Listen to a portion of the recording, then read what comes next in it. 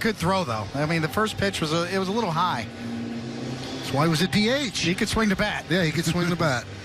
All right, it's a beautiful night here, so why don't we take a look at the New York Yankees lineup. This will be facing the Red Sox best starting pitcher, Eduardo Rodriguez. Yankees a season-high 44 games over 500. They'll lead off their second baseman, DJ LeMahieu. The right fielder is Aaron Judge, batting second. Hitting third, the shortstop today, Gleyber Torres.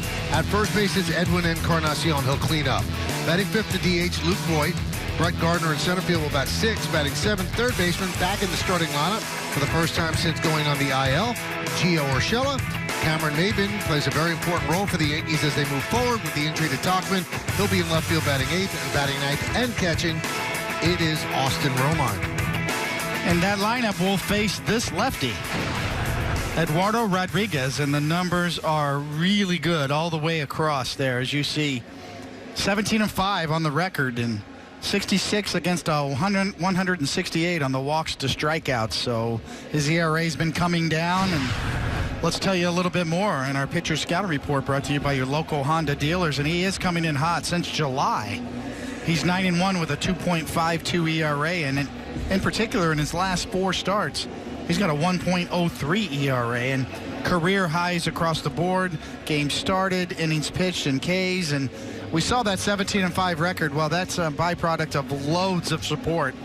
And when I say loads of support, I mean as in over 8 runs of support every time he takes the mound. That is far and away the most in Major League Baseball this year. All right, let's take a look at the defense behind Rodriguez, and it's presented, as always, by our good friends at Geico. You've got Gorkys Hernandez in left field, Bradley in center, and Betts over in right. In the infield, Devers had a 3-error night last night against the Yankees on national television. He's at third, then Bogarts, Holt, and Travis, and Vasquez behind the plate with Eduardo Rodriguez on the mound.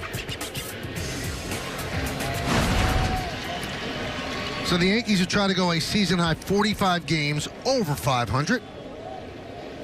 And then head to the next stop on this long road trip. That will be Detroit, 3 games against the Tigers.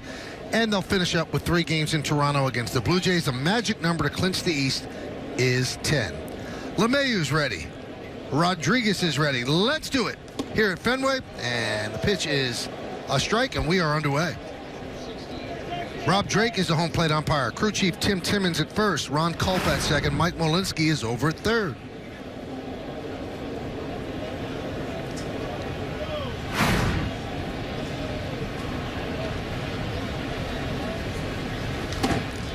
With a win tonight, the Yankees could eliminate the Boston Red Sox in terms of winning the American League East. They still have an outside chance at the wild card, but the Tampa Bay Rays have been hot, and the Red Sox have lost 2 of the first 3, and they just almost have to win out. And they still might not get there. Is when you consider how well Tampa Bay and Oakland are playing currently, that's going to be tough for them to catch up.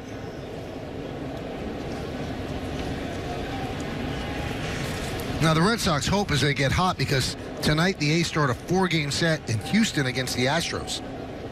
Now, the Astros have something to play for. They're trying for the best record in the AL.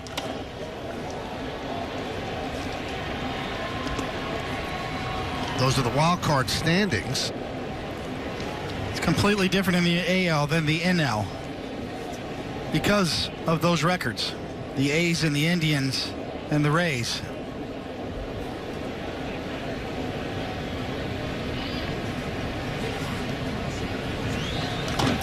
Tapped. Back to the left-hander. Over to first, 1 away. Let's look at the game time weather presented by Bigelow Tea. Nice night here in Boston, 66 degrees. Humidity is 65%. The wind is 9 miles per hour. It's mostly cloudy. What a lovely night for baseball.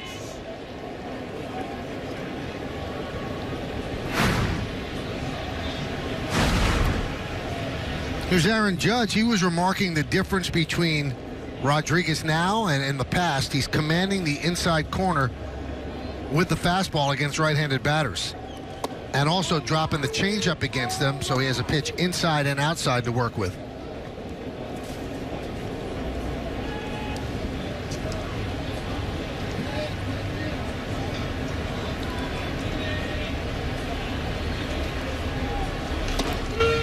working from the extreme third base side of the rubber.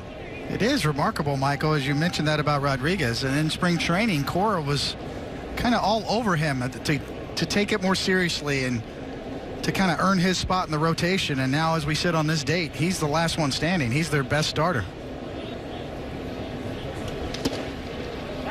A little upheaval here in Boston. Right after the game last night, a little after midnight, they fired Dave Dombrowski, their GM.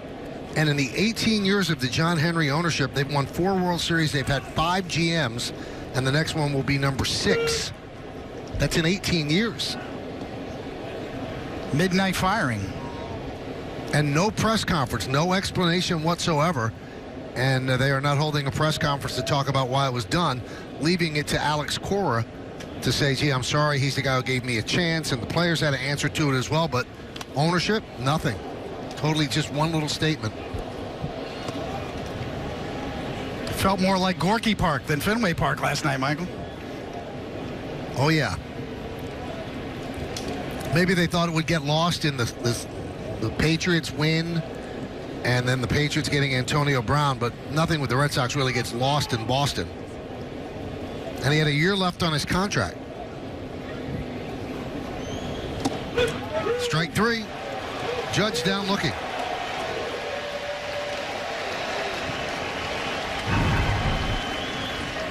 Get another look. Good pitch. And that's the pitch that Judge was talking about.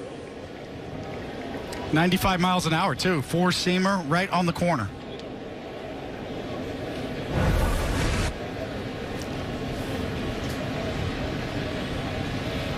I thought Alex Cora handled his press conference very well today under extreme duress. That was not his place to talk about management's decision. And you could say, well, where's the media to hold their feet to the fire? Well, the most powerful paper in the city is the Boston Globe, and it's owned by, wait for it, John Henry, the owner of the Red Sox.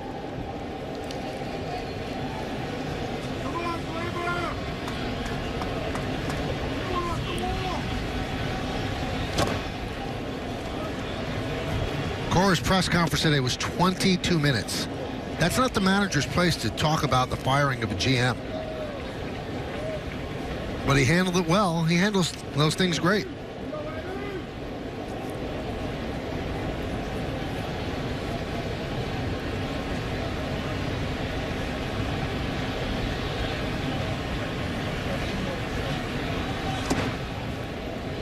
Two and one. It's a big offseason coming up for the Red Sox. Free agency, questions with their pitching, whether or not to trade Mookie Betts if they can't sign him to an extension, what happens if J.D. Martinez opts out of his contract, which he has the right to do. A lot of questions. Moreland, a free agent. Holt, a free agent. Porcello, a free agent.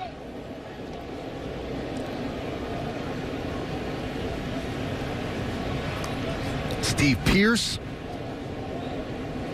We told you Mookie Betts after 2020. Also put Jackie Bradley on that list. Same deal after 2020. 3-2 on Gleyber Torres.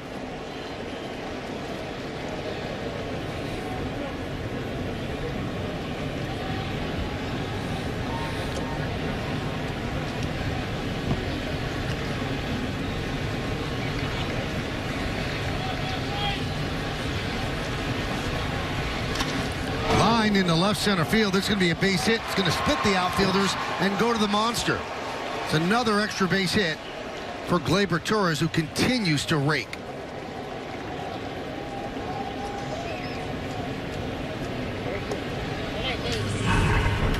Something beautiful about a pure gapper as Eduardo tries to come in there, and Gleyber won't have any of it. And just splits the seam. Little bang on the monster, and an easy stand-up double for Gleyber. And I know you like this, David. Gleyber batting third, and when Gregorius is in the lineup, just to split up the righties, they have him batting third. But you bat a guy like Gleyber Torres third, he might get one more at bat each game. I agree. I think, it's not to worry about the overall construction of a lineup, but just get your best hitters up towards the top and get them the most at-bats. Encarnacion takes upstairs. Especially in a well-pitched game, because that fourth at-bat might not come for your 6th, 7th, 8th hole hitters. And when those fourth at-bats come, it's usually in the 8th inning in a big spot. You can say the same about the third time through the order as well.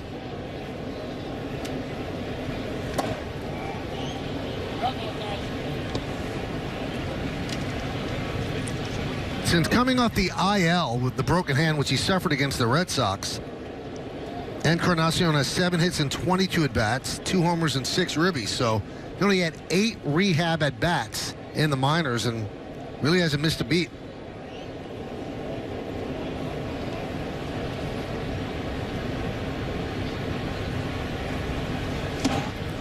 Two and one.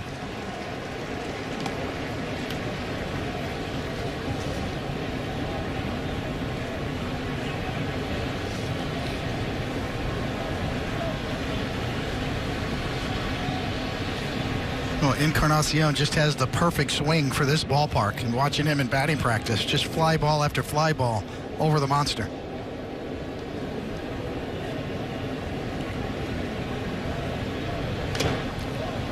Foul back here. And out of play.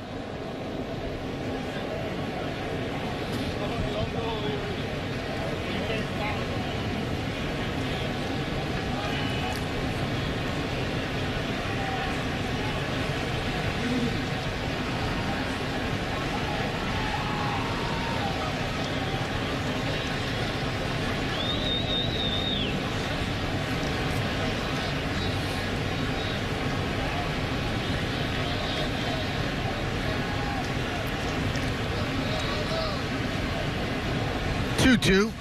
Strike 3. Encarnacion down looking. No runs to hit, no errors, and 1 man left. It's the Yankees nothing and the Boston Red Sox coming to bat. This leads off batting second, third baseman Rafael Devers. Xander Bogaerts at shortstop will hit third. Cleaning up the DH J.D. Martinez. Christian Vasquez will catch. He'll bat fifth. Batting sixth, first baseman Sam Travis. Brock Holt at second base will bat seventh. Batting eighth and playing left field, Borges Hernandez. And Jackie Bradley Jr. is in center field. He's going to bat ninth. The Big Maple toeing the slab at Fenway Park tonight. This will be his 26th start. Numbers are coming down. ERA at 4.16. Look at the strikeouts. 168 to 132 innings pitched. Let's tell you a little bit more about Big Maple on our pitcher scouting report, brought to you by your local Honda dealers. And I don't know, to borrow a football reference, we heard it yesterday. He is who they thought he was. He's turned into it, and a dominant left-handed pitcher that can lead your staff. Rolled to 7. Meredith talked about it. 2.98 and his 7 consecutive wins and starts, and the right mix. It's about the right pitches, Michael. Mookie Betts swings at the first pitch and clubs it to left center field. Going back is Gardner on the track. He'll make the play in front of the wall. 1 pitch, 1 out. How many people in the game on a scouting report are quoting Delaney Walker of the Tennessee Titans? I know what you did yesterday. You were watching football. Yes. They are who we thought they were. And that was stolen from Dennis Green. Yes. Here's Devers. Rough night in the field last night. 3 errors. But his 82 extra base hits, that leads Major League Baseball.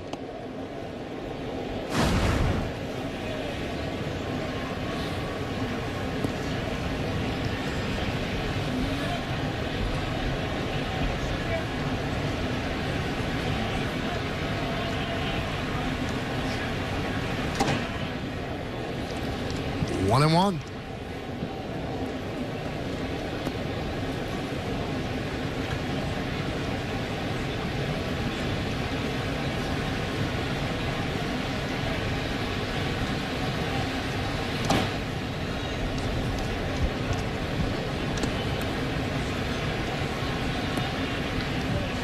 See, Rafael Devers certainly has had a career year this year in his young career, but not only that, has established himself as a fixture at third base.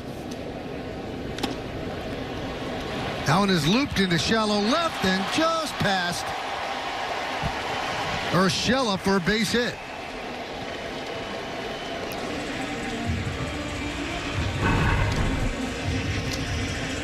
It's just not going to get there.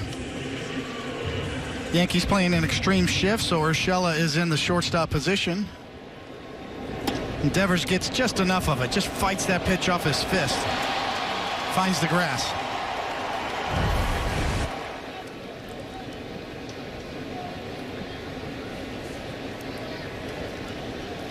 There's Xander Bogaerts.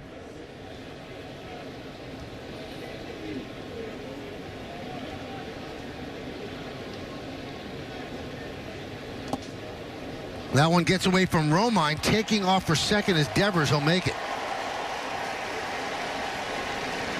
Heads up base running. The moment the ball got away, it wasn't too far away. He just took off. It's got to be a pass ball. Yeah, Romine looked like he was trying to frame that pitch, even though he had to reach all the way across the plate. And you are right, Michael. That is excellent read from Devers.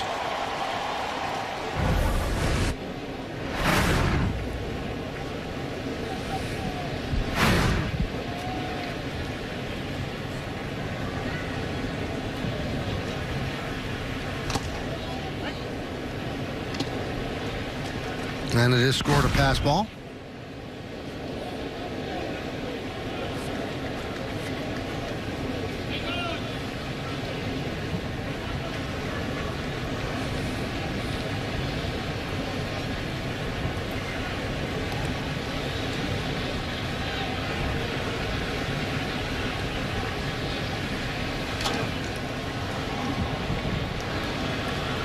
One and two. In his career against the Red Sox, Paxton has made 7 starts, 4-1, 3.32. David told you about the game he's coming off against the Rangers. 7 innings, 1 hit, 1 walk, 12 strikeouts.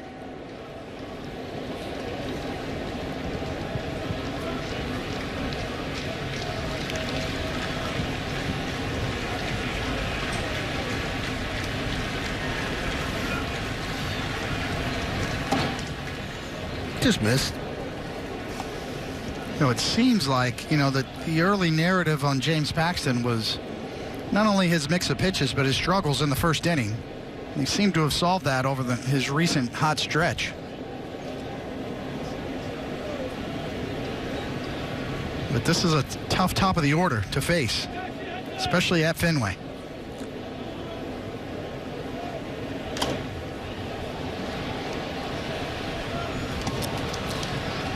Take a look at the Yankee defense presented by Geico. You've got Maybin in left, Gardner in center, Judge over in right. In the infield, we go from third to first. Urshela, Torres, LeMahieu, and Encarnacion. Romine behind the plate, and James Paxton on the mound.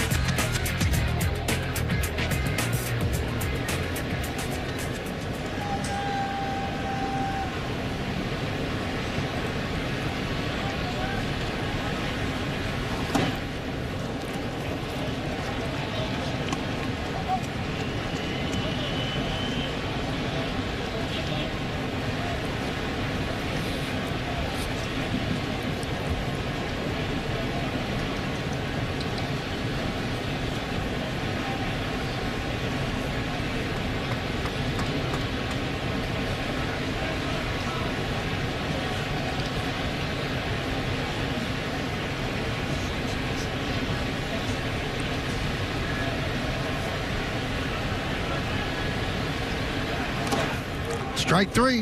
Bogaerts down looking.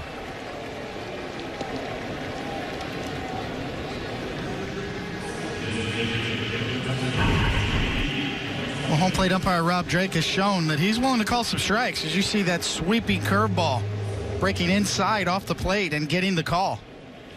As Romine tries to frame it and bring it back to the inside corner, but a lot of break on that knuckle curve.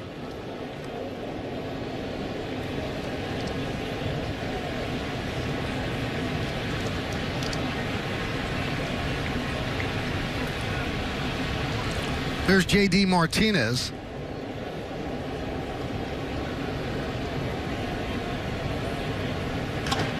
Grounded foul. One of the narratives around the Red Sox, why they have had a subpar season is that there's so much uncertainty around the lineup where people don't know what they're going to do. And Alex Cora said that can have an effect. He said, just look at the opposite. Xander Bogaerts signs his contract, big contract at spring training. It's out of the way for the next 6 years. He said he's having a great year. He said the other guys, he said that, you think about it a little bit when your future's uncertain.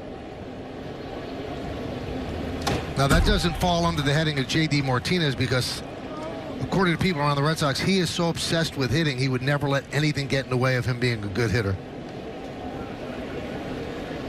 Yeah, it stands to reason. He's a creature of habit, and to his routine, too. He really adheres. And I think probably the one thing that hurt them early in the season was mixing up the lineup. The minute they put Mookie Betts back in the leadoff hole, they took off again. And they tried to bat Mookie third earlier in the year when they were struggling. Swing and a miss. Strong first inning for James Paxton. He strikes out 2 and just gives up the bloop single. We go to the second. Trying to keep the conversation going. Here would be my argument on that, David. See if you agree. They fired him for the reason they hired him. They knew exactly what they were getting.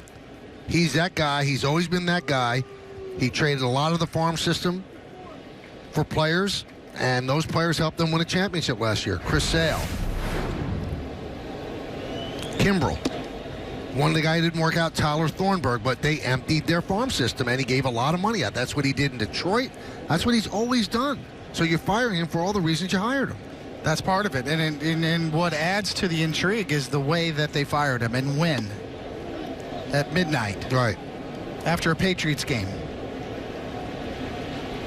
Very odd. And then the way they handled it today, too. Running their manager out, as you covered in the first inning, to be the spokesman. The man who Dombrowski hired had to speak to the reason why he was fired. Very unorthodox, very curious. That just adds to all of the intrigue. And by not having a press conference, you're right, David, it is adding to the intrigue. It makes the mind wander and wonder what's wrong. Just say, hey, listen, we're going in another direction. We didn't think that he was the guy for it, and we appreciate him getting us the championship. I think the average baseball fan is pretty aware of how front offices are run today with beefed up analytics departments. The whole name of the game is changing on how teams are run. Swing and a miss. Voit down on strikes, and that's not what he's about. He's not an analytics guy. He's an old school guy. Then there's John Henry, the owner of the Red Sox, who made the decision along with Tom Werner, who also owns part of the team, and it just comes off as very, very curious. Yeah, I mean, that man is in the ballpark. That man needed to be in front of a microphone earlier today because it was his decision. And Dombrowski took over the team in August of 2015, and that was the second straight last place finish that the Red Sox had. And starting when he took over, they've won the division every single year, 3 years in a row, and won a World Series. And this year didn't happen, and you could see it was going to start to happen, David. A couple of weeks ago, Dan Shaughnessy, who is a widely respected, longtime columnist here, wrote that Dombrowski was going to take the fall for having the highest payroll in baseball and not getting into the postseason. And he was right. And he was never, ever refuted in that column by anybody from the front office. Nobody ever came out and said that's not true. So that was about a month ago.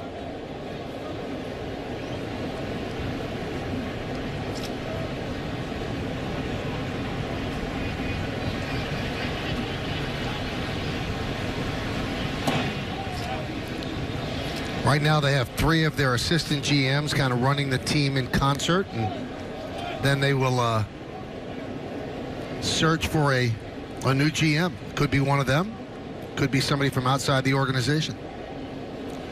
Tony La Russa, who is an advisor to Dombrowski and a close friend, he did not get fired. He's still here.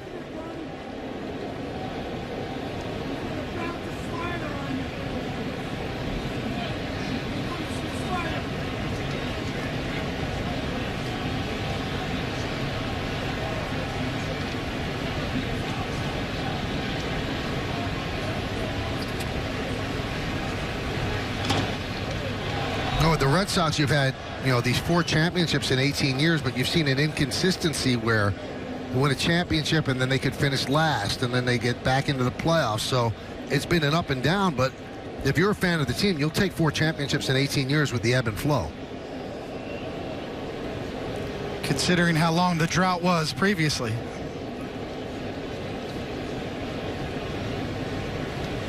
Two. You know, on the Yankee side, with the injury to Tauchman and Aaron Hicks, his future this season certainly up in the air. Boy, Brett Gardner almost has to play every day, which is not what the plan was. Now, obviously, he could be spelled in center field every now and then by Maben, but 36 years old, he's been an Ironman for the Yanks. As he swings and misses, good start for Eduardo Rodriguez. 4 strikeouts in the first 5 outs.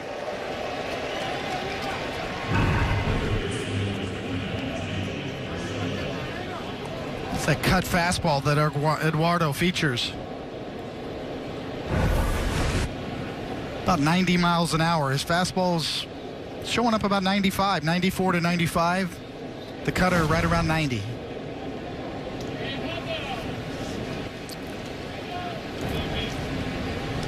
Here's Gio Urshela. Rips one foul.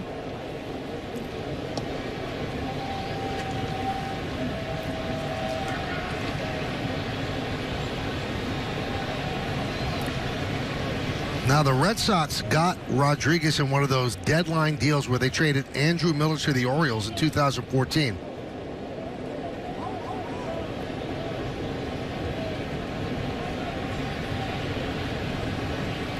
And the Orioles didn't win the World Series, and they lost a young left-handed starter.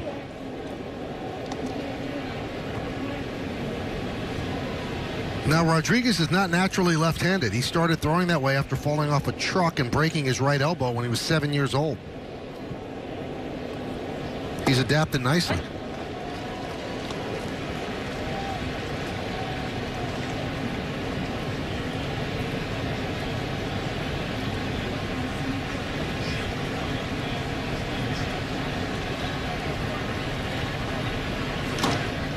Tapped out to second base, Brock Holt.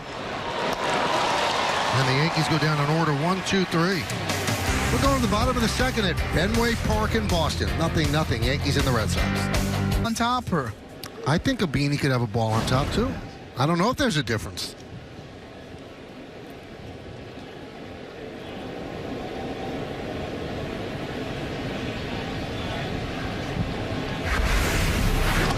Have you ever, like in the winter, do you put a beanie or a ski cap on? Beanie. You do? Yeah, I go beanie. But no pom-pom on. No pom-pom. I'm not a pom-pom guy.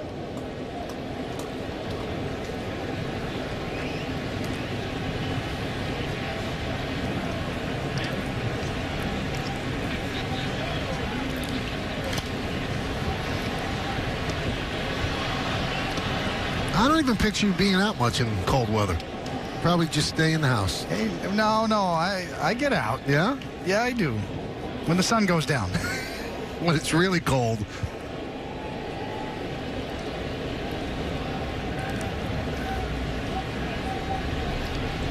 So if I ask you, like, in November, let's go to a Jet game, you'll go with me? Yes. Okay.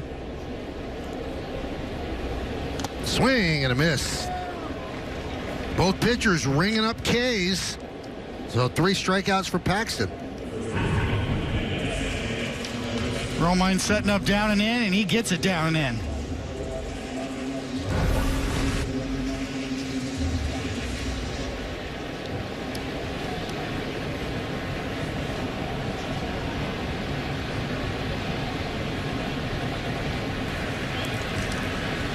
Here's Sam Travis. And a strike.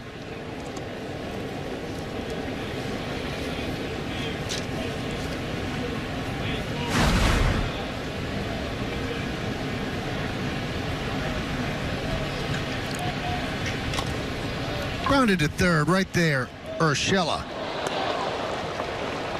2 down. Last 7 starts for Paxton, 7-0, 2.98 ERA. 15 walks, 51 strikeouts. You know, we've talked a lot about the mix of pitches with the Big Maple. About 10% less fastballs and about 10% more curveballs.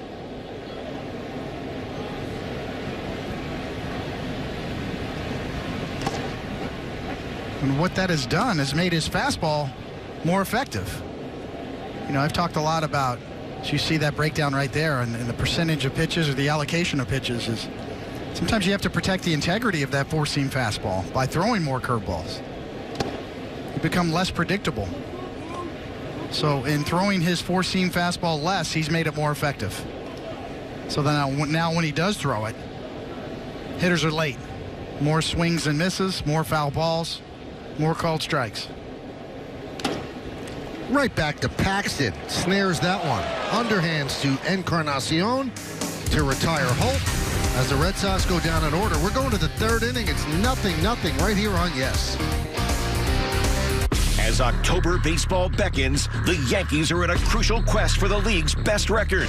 Tomorrow, Torres is set to tame the Tigers. See ya! A home run for Torres.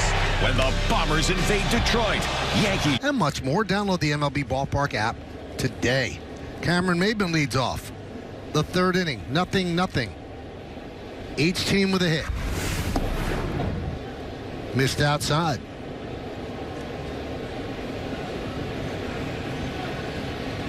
You look at the Red Sox starting staff and you realize that Rodriguez has been their salvation. Fly ball, right field. Betts puts it away. Porcello's had a terrible year. He's going to be a free agent. Price has been on and off the IL. Sale is on the IL.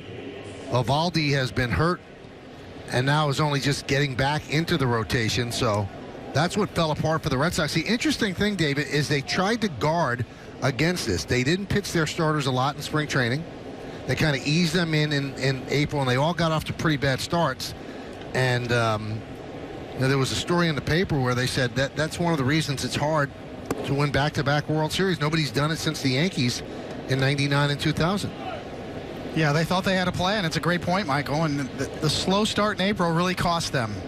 Because when they did start to play well, they got up to 10 games over 500, but it was just about as far as they could take it. They had to overcome too much early. How do you guard against being burnt out after a long World Series run? You just need more pitching. You know, keeping them, slowing them down in spring training and not getting them ready to start the season, to me, isn't the right way to go about it. I question that part.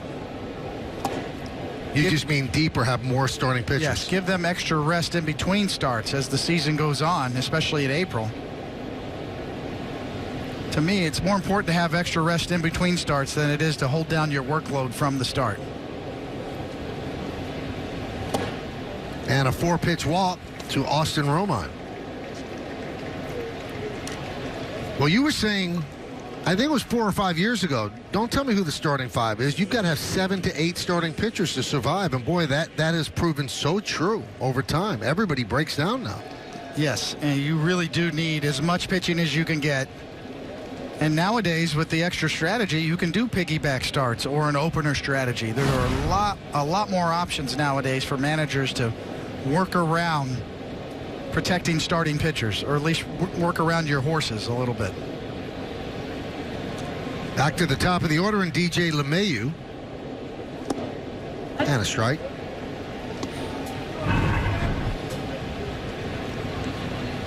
Got the Andujar uniform on, but he gets a fist bump from Aaron Judge. That'll be a 99 uniform tomorrow. Fan for life.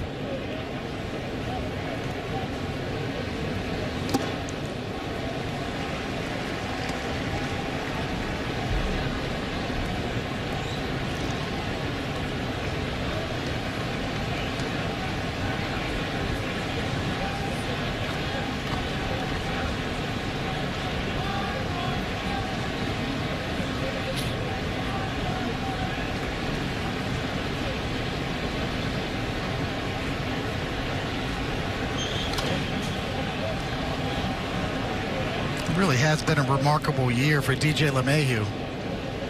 Just reading off the scoreboard here, 55 multi-hit games are the most by a Yankee since Jeter and Cano in 2012, and his 90 RBIs primarily out of the leadoff hole. Really remarkable. And he goes foul line to foul line, as you can see.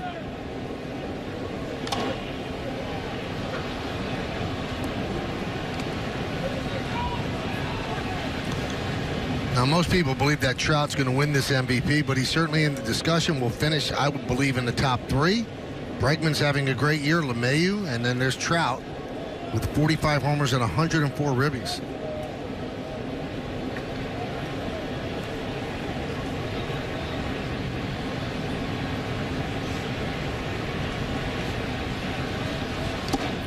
Strike 3, LeMahieu down looking. 5th strikeout for Rodriguez.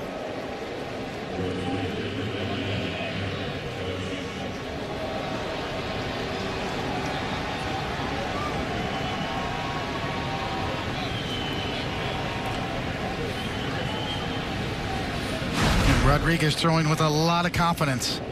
As we mentioned, him coming in on a roll.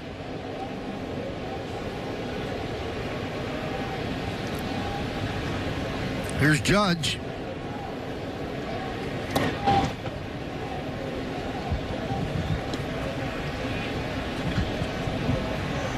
Well, we showed, that MVP potential race there. Alex Bregman with Houston, not only great numbers and a great year, but has really been the one rock in that lineup among their own injuries. Altuve out for a while. Springer out for a while. Correa, yes, has had injury problems all year long. Bregman's been the one constant there all year long for them.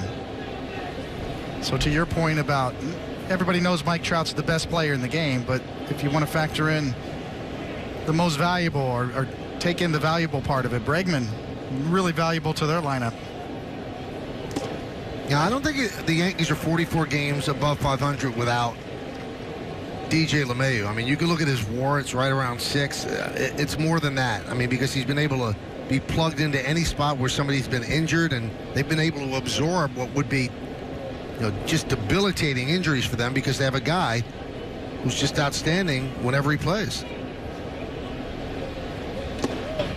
2-2. Do you think it's time that we change the awards? Maybe just have a best player award or define it a little better? I think it has to be defined better. Again, how are you that valuable on a team that didn't make the playoffs? And if you did have a separate award because they kind of have one that the writers don't have, best player, best year, and then also most valuable, that would accentuate valuable, I think. 2-2. Foul back. Because each writer, David, they put their own interpretation to it. I mean, there are writers that don't believe that Cy Young Award winners could be MVPs. We talked about this the other day. That's not in the rule. That's not in the definition of the award. Or should Mike Trout be penalized because of the players around him?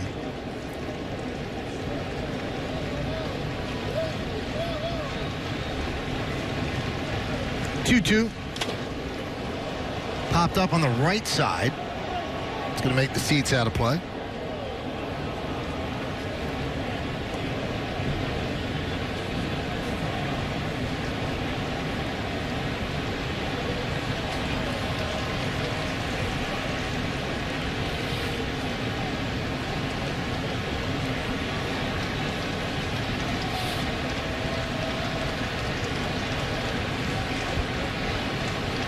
Romine's at first. Travis plays in front of him, not quite holding him on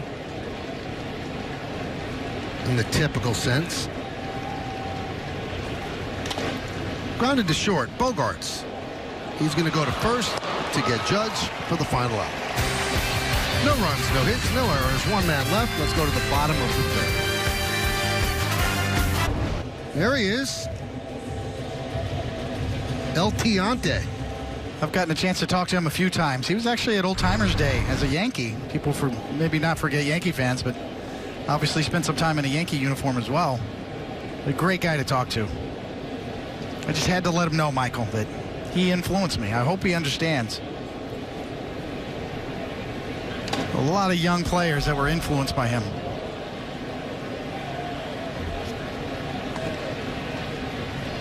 "19 seasons in the bigs, 3-time All-Star, 2-time American League AL ERA leader, 420-win seasons.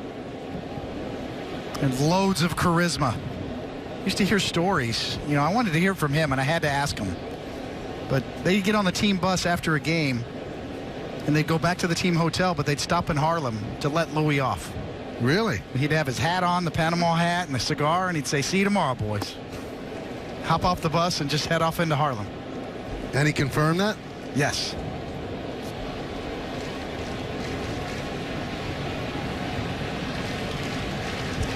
"0-2 on Gorkis Hernandez.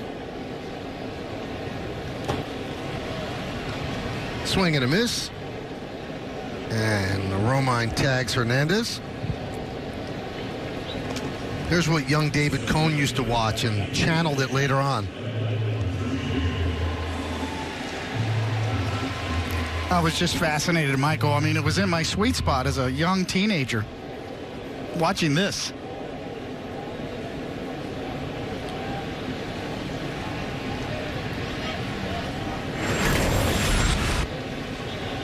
Very improvisational. Bradley fouls it away. We're in the bottom of the third inning, 0-0. Yankees trying to take 3 out of 4 from the Red Sox and also eliminate the Red Sox from contention to win the American League East. Yankee Magic numbers 10. Their StatCast AI powered by AWS on the last 100 at-bats where he hit a ground ball. But he goes against StatCast AI and hits it down the left field line. Fielded out there by Maben. And Bradley has himself a double.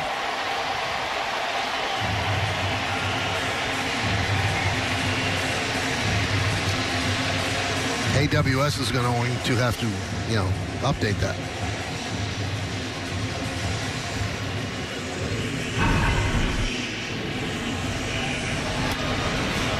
You can see he just fought that off. He wasn't trying to do that. He just kind of got beat and just tried to make contact. Ends up with a double.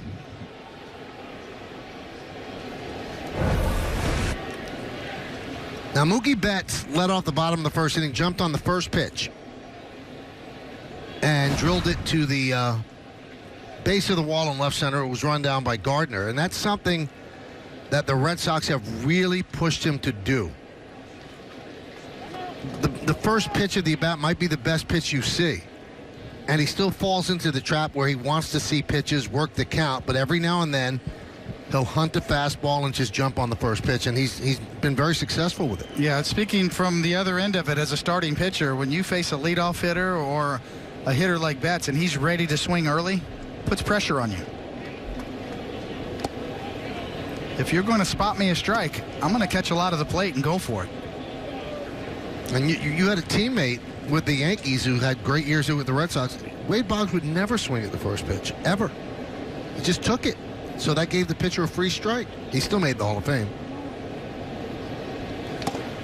And one of the best two-strike hitters you'll ever see.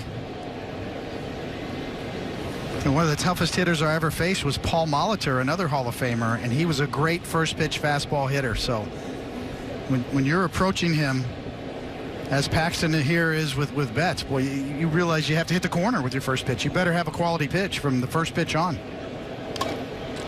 High fly ball left field. Maben makes the play for the second out.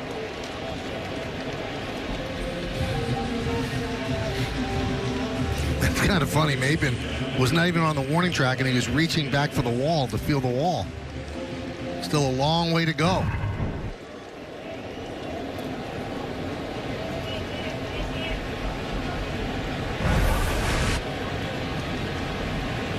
Only way he's reaching the wall from there is if he stretch Armstrong. Here's Devers.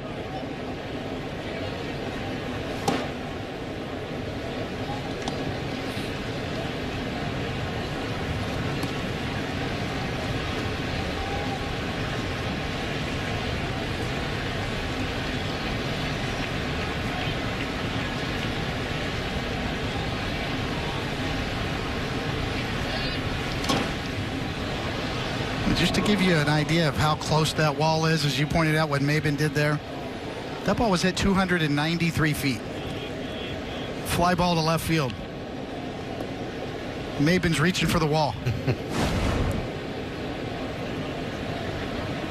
That's why they always say that green monster has a heartbeat.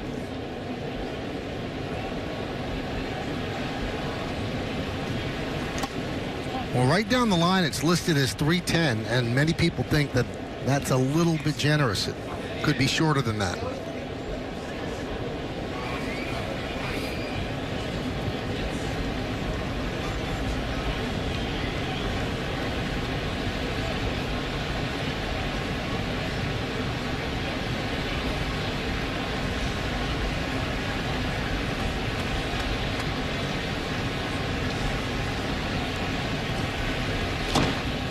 Two and two on Devers. The old adage was never pitch left-handers here at Fenway, but now it doesn't matter. People go the other way all the time. Just put your best pitcher out there.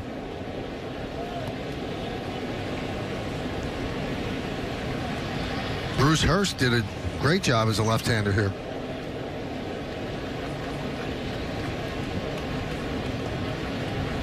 Two. I think a lot of that is the style of hitting. Batters dive and hook so much better nowadays that left-handed pitchers can pitch inside to right-handed batters much more. In the Louis Tion era, it was more of a bail and wail. From left-handed pitchers to right-handed batters would step in the bucket a little bit and turn on those inside pitches. Not as much anymore.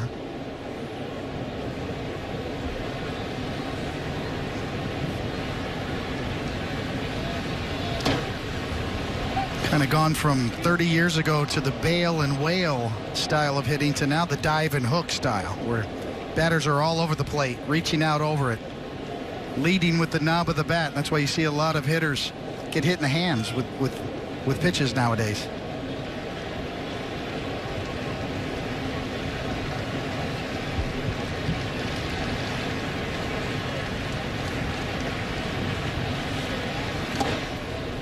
Just missed. Count full at 3-2. On deck is Bogaerts.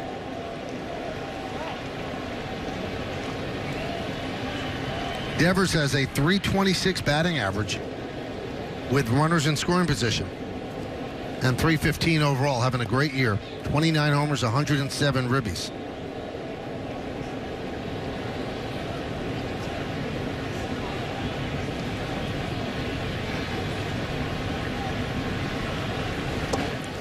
And he walked him.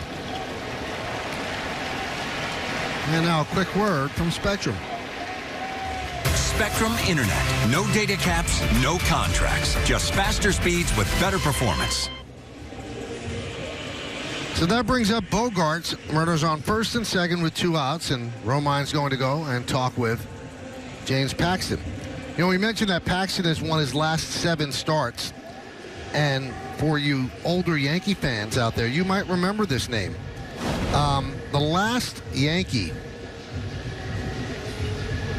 to win his 8 straight starts in his first year with the Yankees, you have to go back to a gentleman by the name of Marius Russo, who won the last 8 starts of his rookie season in 1939. And Marius Russo was Brooklyn-born and Queens-raised.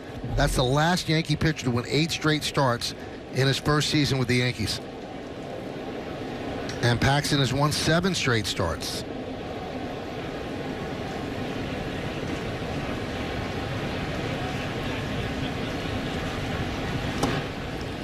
There's a strike. With 7 straight wins, he's tied 4 other Yankees who won 7 straight in their first season. This is since 1940. John Candelaria in '88, Mike Torres in '77, Doc Ellis in '76, and Bobby Shantz in 1957.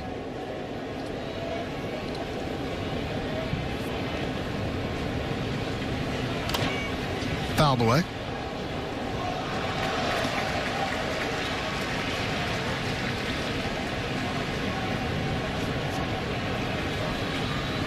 Yeah, big difference between 7 in a row and 7 consecutive starts. Because Aaron Small would be on that list then. What was it, 10? I think he was 10-0, yeah. Out of nowhere. Kind of saved their season.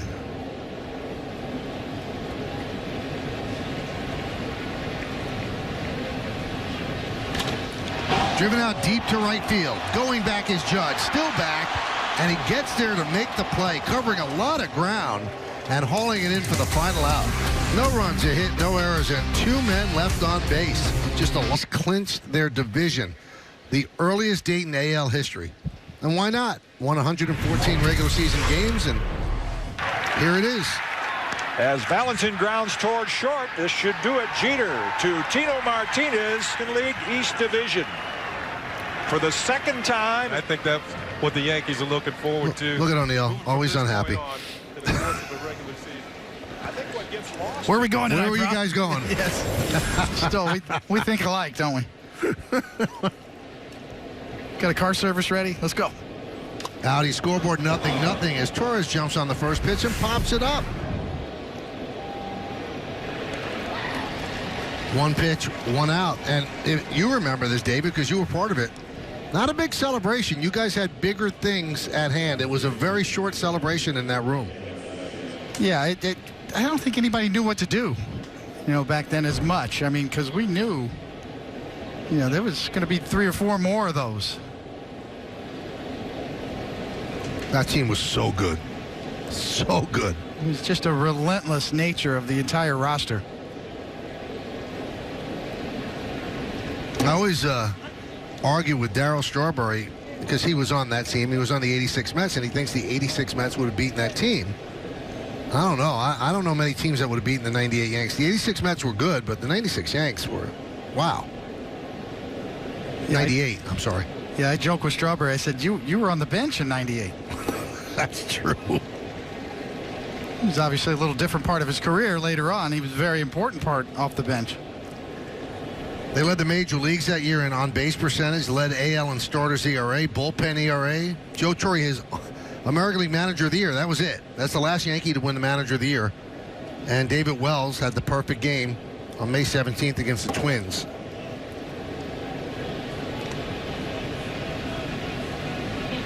I think Aaron Boone's going to win it this year.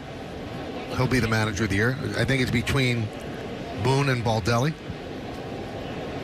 Yeah, Rocco Baldelli's done a great job in Minnesota.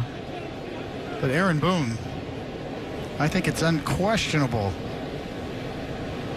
that he has done a tremendous job this year and really made leaps and strides in his bullpen management this year as compared to his rookie year last year. I mean, the amount of injuries that they've overcome and his steady hand, that they don't get too high or too low, and somebody goes down, all right, it's next man up. No excuses. He has his team's back. There is no doubt about that. And some of his ejections this year were real just because he was protecting his team, his players, and they love him for that.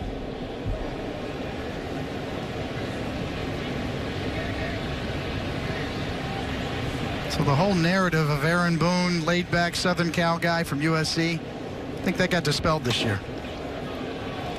Grounded, grabbed there in the hole at short, throw to first. Not in time. Encarnacion just beat it out, but what a play by Bogarts.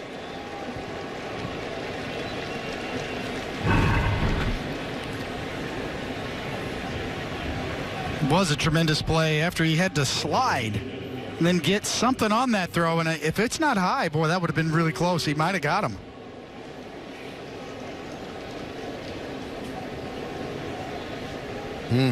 You're right. Travis had to come off the bag to get the throw.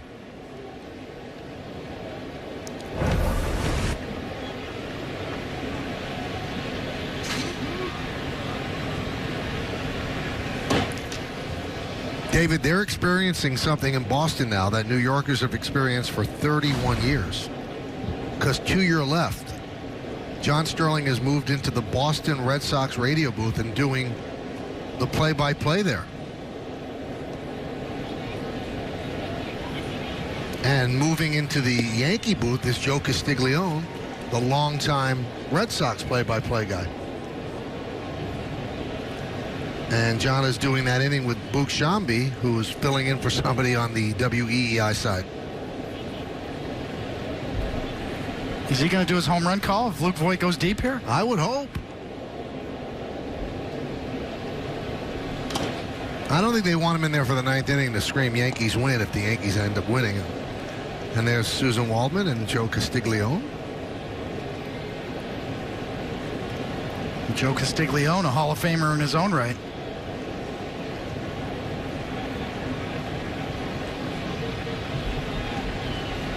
Now, would John Sterling have Red Sox home run calls if that came up? He's probably only a half inning, right? No, I don't think so. High drive, left center. Going back, Bradley turning, looking, he's going to play it off the wall. Encarnacion will hold up at third. It is a double for Voigt, and it's second and third for the Yankees, 1 out.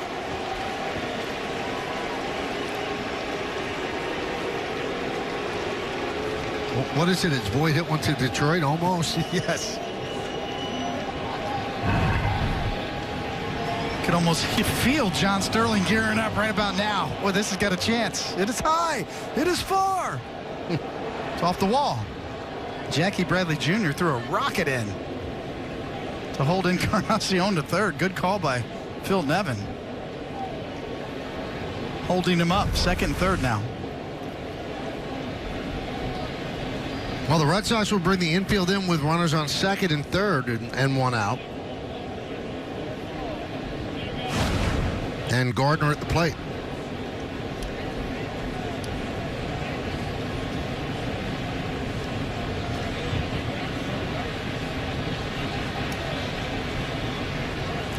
Second time the Yankees have runners in scoring position. They had it in the first. And that one's fouled back.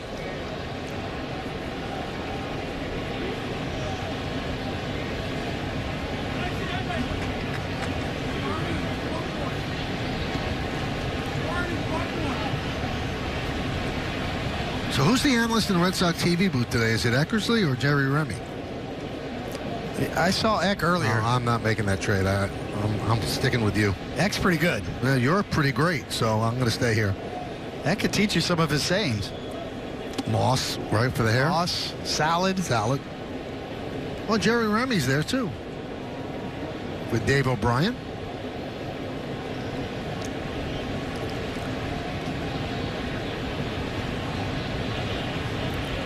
I wouldn't trade you for any analyst in the entire baseball universe. Yeah. Anyone. Eckersley invented the walk-off job. You pitched a perfect game. No, he gave up the walk-off job to Kirk Gibson. There's many phrases that are Eckisms that are now part of the, it's part of the calls of most broadcasts. Here we are.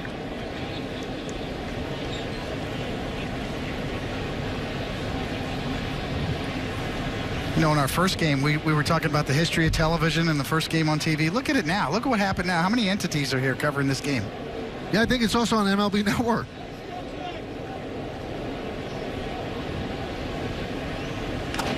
Chop toward third. Devers fields. He's going to come home. And they get Encarnacion. Voigt moves to third.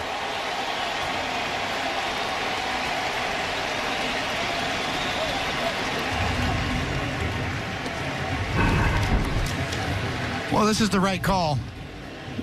Really nothing to lose for the Yankees. Make him backhanded and make a good throw, and he does. But Voigt gets the third and Gardner on first.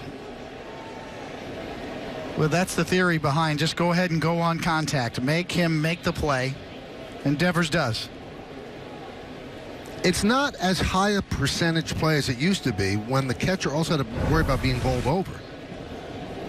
Yeah, that's a good point. It's just catch and make the tag now. Yeah, there's no fear. So first and third. And here is Urshela. 0-1.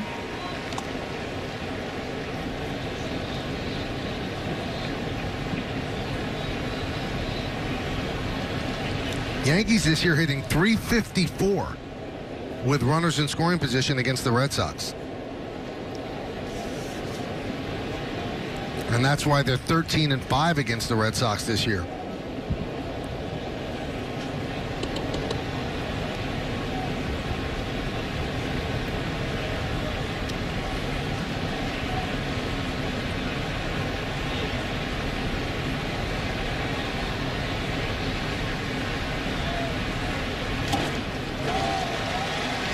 Oh, and 2.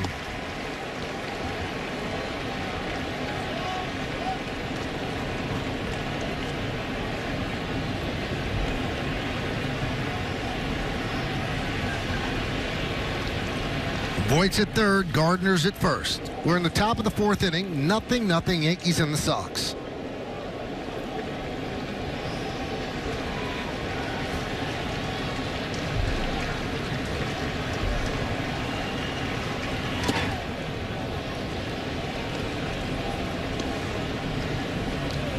Well, they've made Rodriguez work. They haven't gotten a run yet, but he is at 74 pitches here in the 4th inning.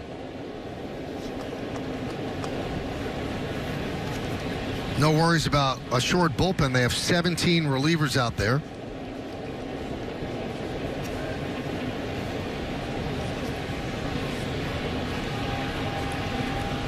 Rodriguez trying to work out of trouble.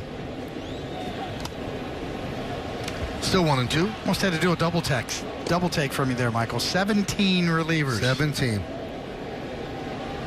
Not enough seats out there, so they had to bring chairs out.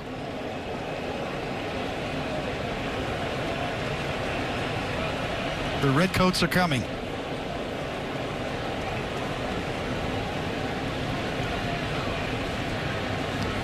There they are.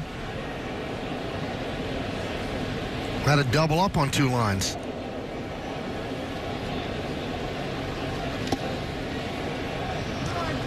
And Alex Cora said, I'm not going to apologize for it. He said, it's the rules. We're within the rules, and we're going to bring up the people we think could help us win games. And if the games take 4 hours, I'm not going to apologize for it. The roster can be expanded to 40.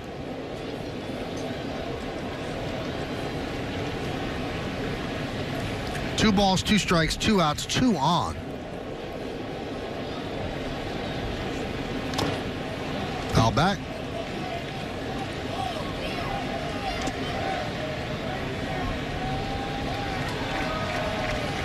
I think, Michael, as you talk about the Yankees, now that Urshela is back, he looks like he's moving around pretty well after his stint on the IL with a little bit of a growing issue. But moving forward, it's kind of the battle between him, how he looks, and what he brings to the table, and Luke Voigt on third base on the lineup.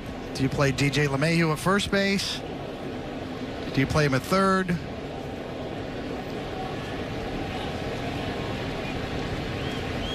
Swing and a miss. He goes down on strikes. So Rodriguez works out of trouble. No runs, 2 hits, and 2 men left. We go to the bottom of the 4th. Career round in 2015. 130 ribbies last year, led Major League Baseball, won a world championship, and had a good postseason for the Red Sox last season. Struck out in the 1st inning tonight. This is his 2nd at bat.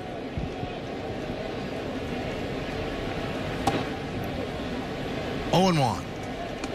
J.D. Martinez, very much a new school theory of hitting as you see his style of get under it, especially the low pitches. It's really increased his launch angle, really believes in flattening out his swing and getting the bat on plane.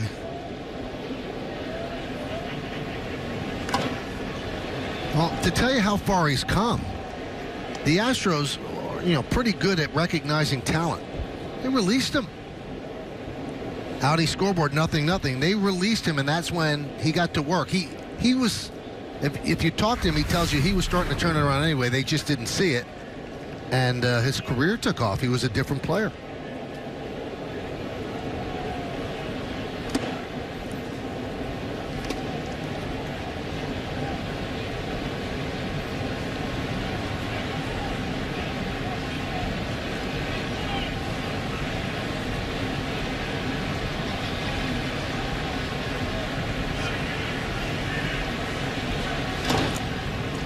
Chop toward third, the short hop by Urshela. 1 away.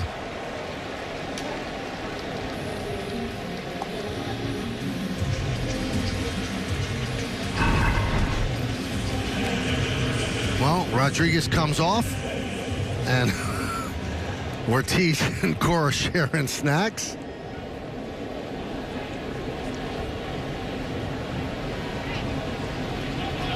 Sunflower seeds.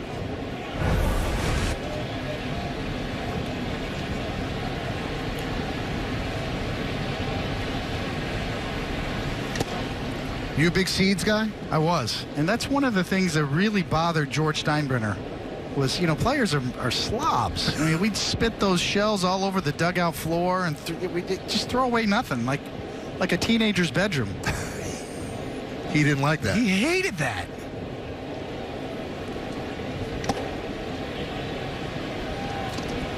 But yeah, you look down on a dugout floor, any major league dugout floor, and it is just disgusting.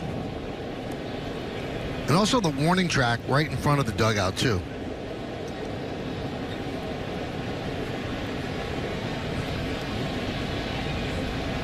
So you never want the gum route. Even the gum wrappers are everywhere. And guys spit their gum on the dugout floor, too. And somebody's got to clean that up, David. Yeah, I'm telling you, if George would come down and see that after a game, or people would be scrambling with brooms.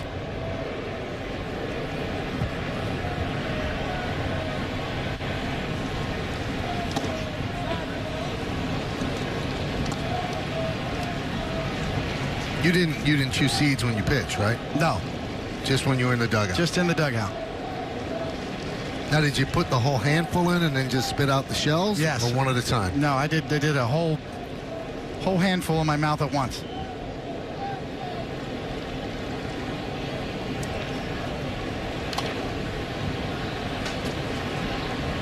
That's an art. I was trying to look like Sparky Lyle,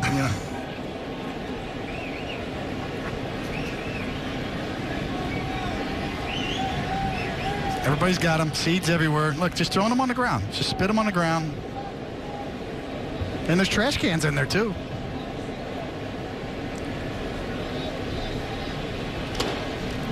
Popped up. LeMahieu's there. Growing up, Sparky Lyle was the big deal, for me. They got him from the Red Sox for Danny Cater, and he became a Cy Young Award winner. And that chaw of tobacco, which obviously is bad for you and disgusting, but when I was a kid, we had Italian ices, and it comes in that collapsible cup, and I would have the Italian ice, and then I would play all day with the cup in my mouth, with what looked like a big chaw of tobacco. Right, just sticking out in your cheek. A lot of kids in the Bronx did that.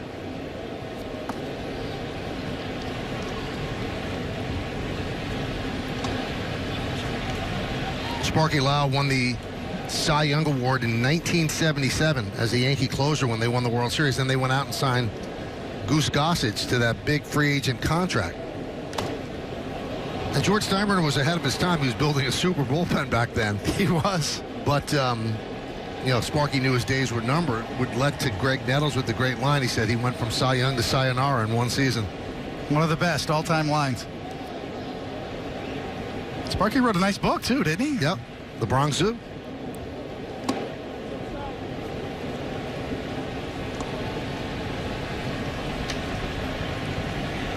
Aaron's a big seeds guy.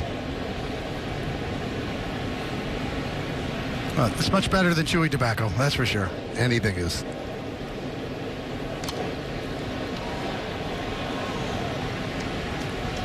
Did you ever try that? Never liked it. Yeah, especially when I was pitching. I didn't want anything, to distract me or, where they got to change something. Didn't like it.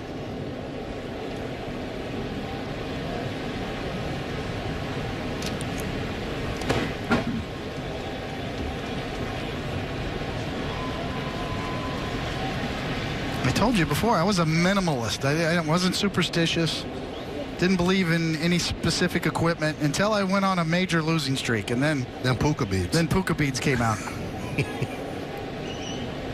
Look at that floor.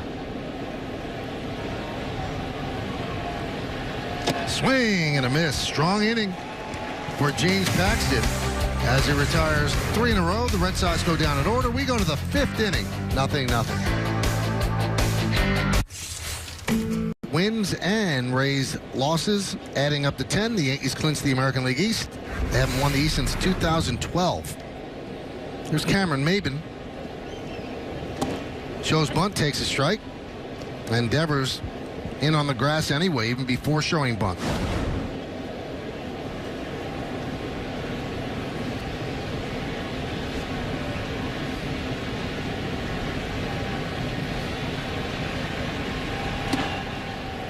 One and 0. Well, the spotlight really on Maben now with Tauchman's injury. Talking to Marcus Timms in the batting cage today during batting practice, watching Maben hit, and he assured me that Maben is healthy, and he was driving the ball in batting practice. Meredith, you have more on this situation? I spoke with Maben in the clubhouse today, and he had some lingering discomfort from a ligament in his wrist. He said that's something with rest, ice, and some treatment that feels significantly better now. David, you mentioned the swinging in the cage. That's something that he wasn't able to do without pain just about a week ago, but due to the rest, he feels as though he is back. It's something that he's dealt with throughout the course of his career. For some reason, it flared up. He doesn't think it is going to affect him here down the stretch, but Aaron Boone did say he probably will give him a couple of days off here and there just to make sure it doesn't become an issue again. And you look at that outfield situation now without Mike Tauchman, the Yankees are going to be leaning an awful lot on Cameron Maben. You know, Meredith, I was somewhat intrigued by the people that Aaron Boone named that could fill in for Tauchman in left field. He prominently mentioned Tyler Wade. Well, that's a guy that has played in the outfield before. He possesses a little bit of versatility. He can play the infield and the outfield. But more so, Aaron Boone was asked if there was an issue in center field and they needed to give Brett Gardner a day off and Maben wasn't available, who's the guy that you would feel comfortable in center field? And that's when he mentioned Tyler Wade. He even said Valeric maybe would be able to fill in that position as well. Clint Frazier is obviously on the roster. He's a guy that will get some reps in left field in the event that the Yankees need him. And Boone also said that we might see Stanton at the beginning of the next homestand, which is a week from tomorrow. He's down in Tampa right now. We saw live pitching again this afternoon, and Aaron Boone continues to say he is progressing. He is going to be back. So the plan for him is to continue that. He's been doing defensive drills in the outfield. He's been doing some running. He hasn't fully run the bases at 100% yet. That's something that he'll need to do prior to coming back. But the Yankees feel pretty confident that he is going to make it back this season. And like you said, Michael, as early as next homestand, when he comes back, perhaps that outfield picture gets a little bit clearer. And David, a while ago, it would seem like an embarrassment of riches. And now it seems like something that would be important for him to come back. Yes, all of a sudden you start looking at the roster and extra outfielders, and there's none down there to be called up anymore. So Tyler Wade is going to have to be tested. That one is driven out to right field. Betts turning, giving it a look, and that is gone. A home run the other way for Austin Romine, and it's 1-0 Yankees.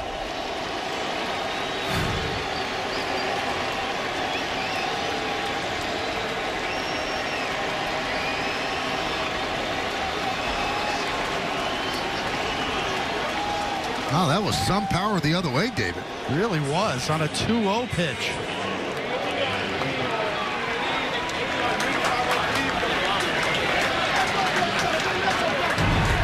We've seen Romine drive the ball the other way many times, and there it is, a 2-0 fastball out over the plate and away, and that's the right part of the ballpark, the other way here for a right-handed hitter. Though not really a cheapie, 389 feet.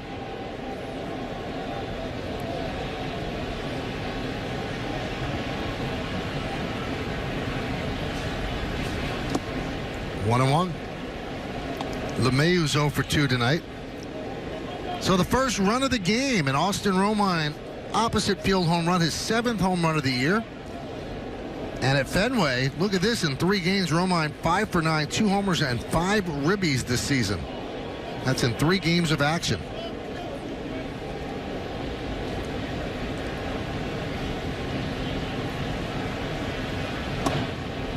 One and two.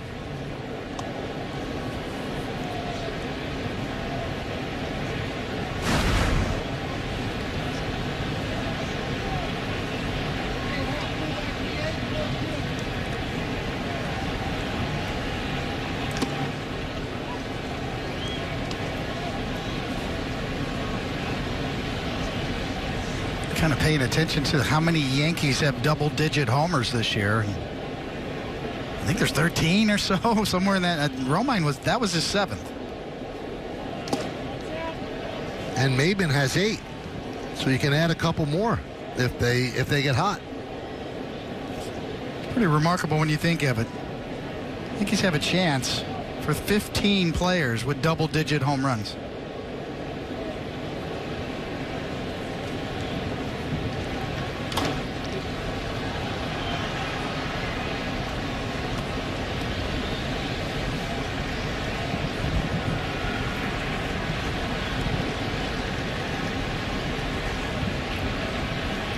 As a team, the Yankees now have 269. Coming into today, the Minnesota Twins lead the majors, a new record, 275.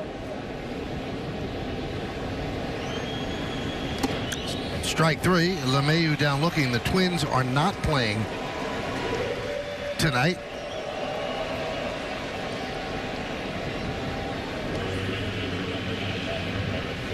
Take a look at the exit velo presented by Spectrum Mobile. Best network, best devices, best value.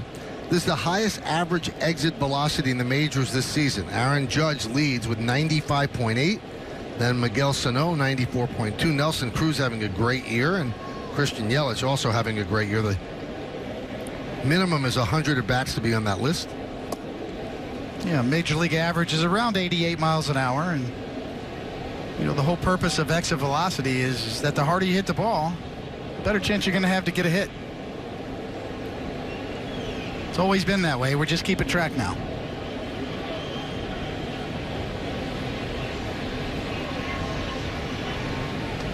Judge hit a single yesterday that was so hard it got to the wall. You thought it was going to go through the wall. And it got past Benintendi, and really the only thing he could do was stay at first. It was hit so hard.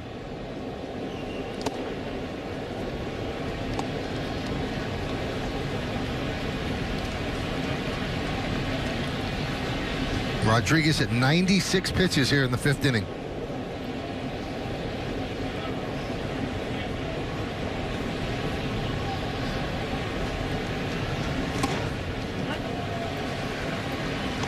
Seven 2-0 counts for Eduardo Rodriguez. So the Yankees are making him work.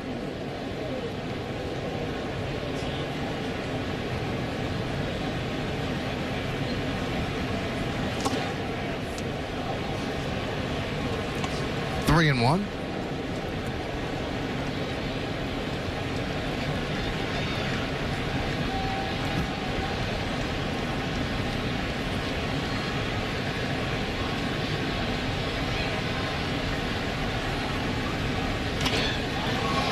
Fly ball into left center. It's going to dunk in there for a base hit. Hernandez will cut it off and hold Judge to a single.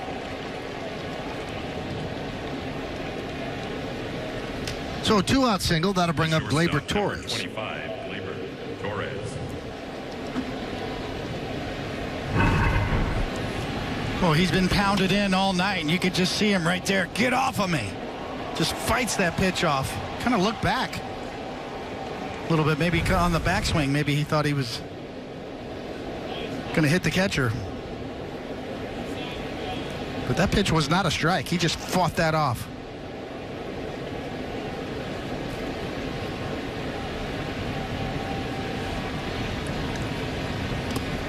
In the dirt, 1-0. So on the backswing, he has a little tap of Vasquez and has the presence of mind to turn around and apologize. Yeah, a little doink on the elbow. Now go get your hit.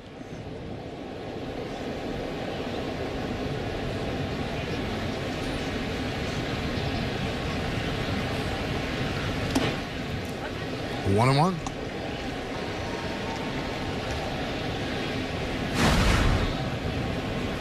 .101 pitches here in the 5th, so this is in all likelihood his last inning. There's nobody warming in the bullpen, so they're going to make him get through this inning. There's 2 outs.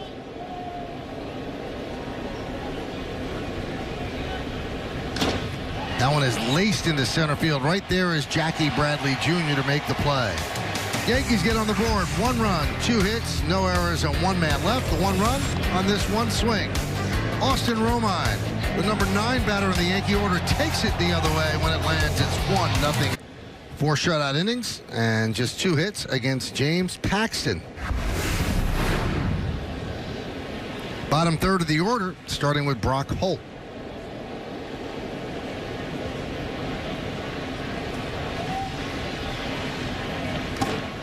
And a strike.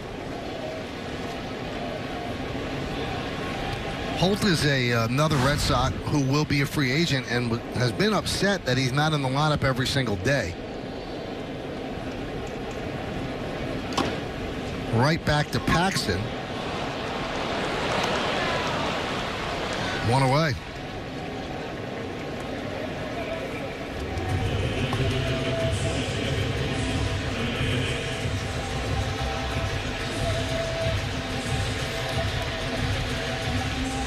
Now, we mentioned about Eduardo Rodriguez's pitch count. James Paxton, the other end of the spectrum here.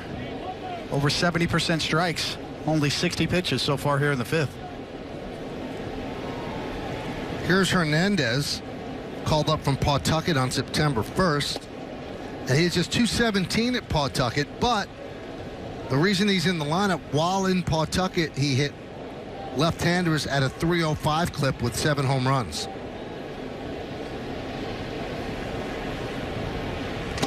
Since coming up, he's 0 for 11.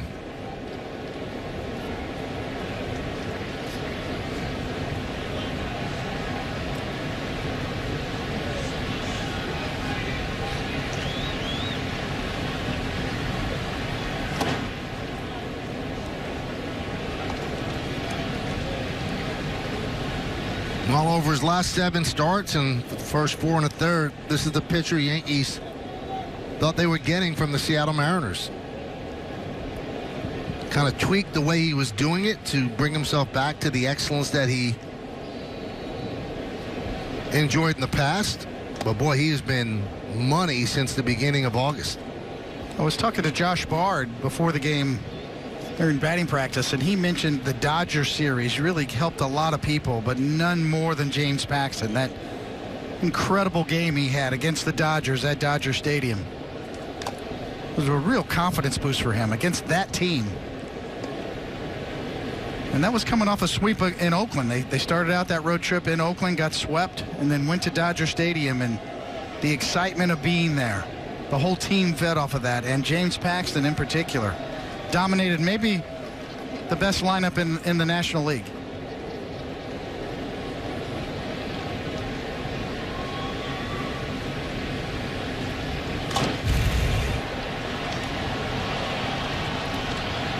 And you would have thought that he would have the confidence, because remember in April he pitched against the Red Sox. He was extraordinary. He lit up the radar gun. He was throwing 98, 99 miles an hour. But then something went awry. The knee started hurting him a bit, and I think that set him back a bit too. Strike 3. Hernandez down looking. I think he's healthy now, David. Yeah, that's a valid point, Michael. And he's even admitted that his knee was a bit of a problem. As we get a look here at that knuckle curve at 82 miles an hour, clearly in the box. After all those 96-mile-an-hour fastballs, the 82-mile-an-hour curve works, even though it probably wasn't his best.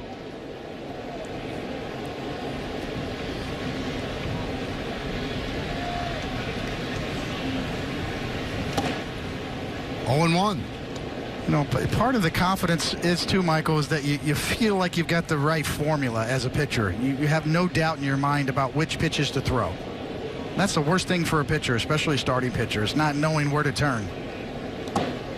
You're a little unsure of your mix of pitches and how you're going to go about it.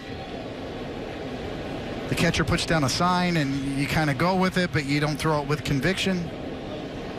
There's no hesitation now.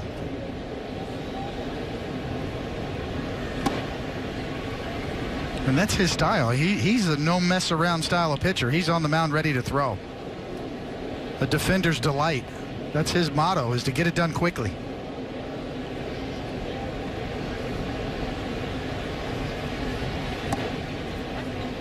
Two and two.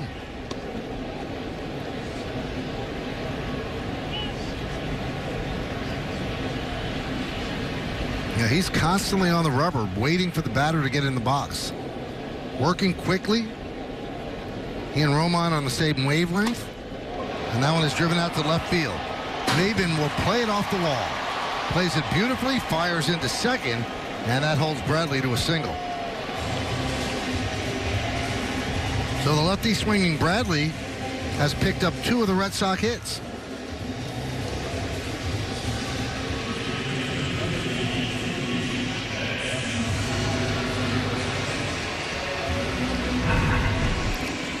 Oh, classic Fenway single.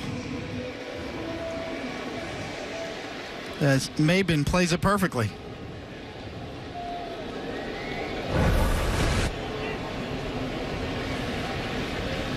Here's Mookie Betts.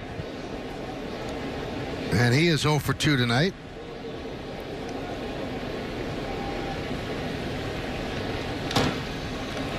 And again jumps on the first pitch. It was an excellent point you brought up, Michael, and we've seen him try to get more aggressive. But still, just 16% of the time does Mookie swing at that first pitch. Much more lately, as you pointed out.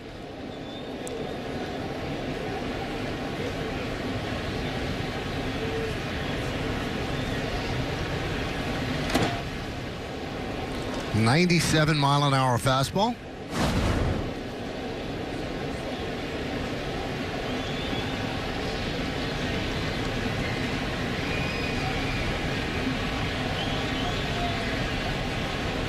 That's the distribution of his hits in the infield.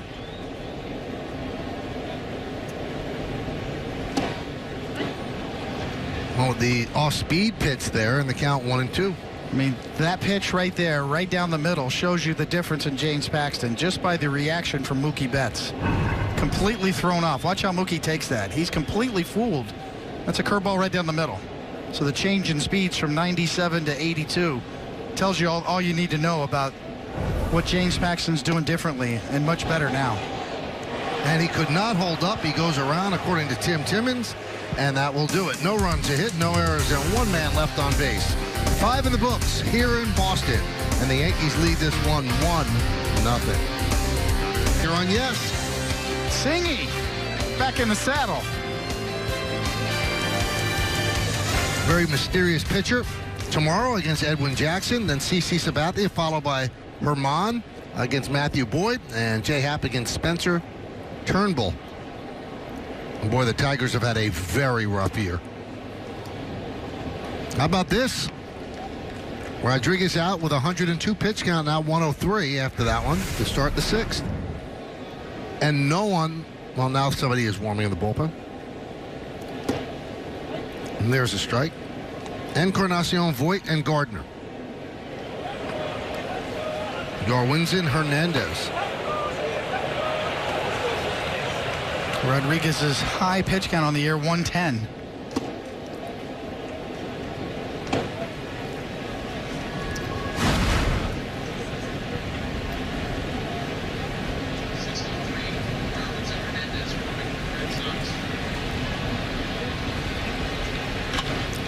Clubbed foul into the Fenway third deck. And then bouncing into the street.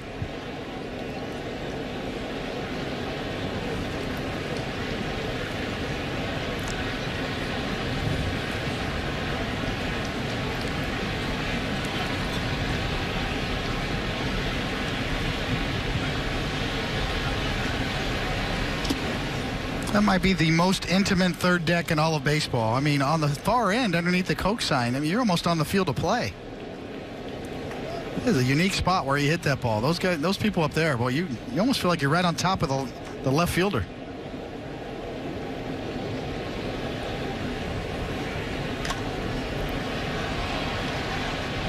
Popped up. And Sam Travis went one way and then the other way and holds on. Came back on him.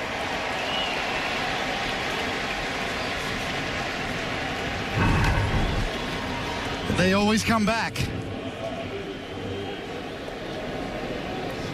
And you can laugh about it now.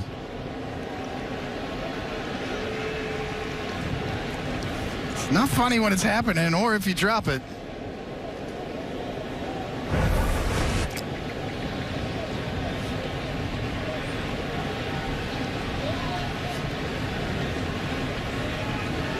What would you have done? Did you ever think about the worst case scenario if Brocious dropped that pop-up?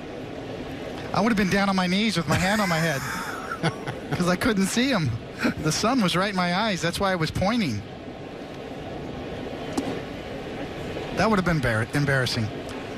While you were down on your knees and the ball dropped. Celebrating, and it's not over.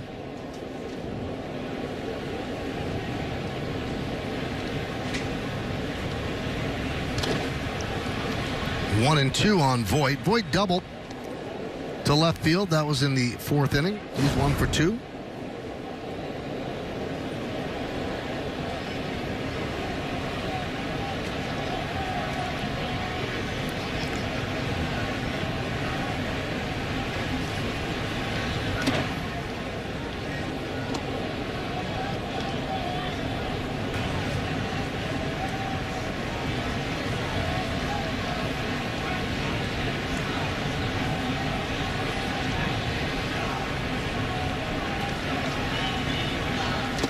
Strike 3, Voit down looking.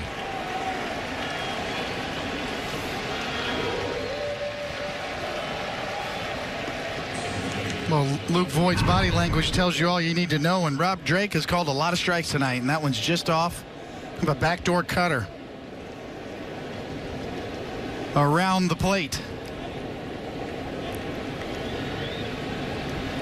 But he's called that pitch on both sides all night.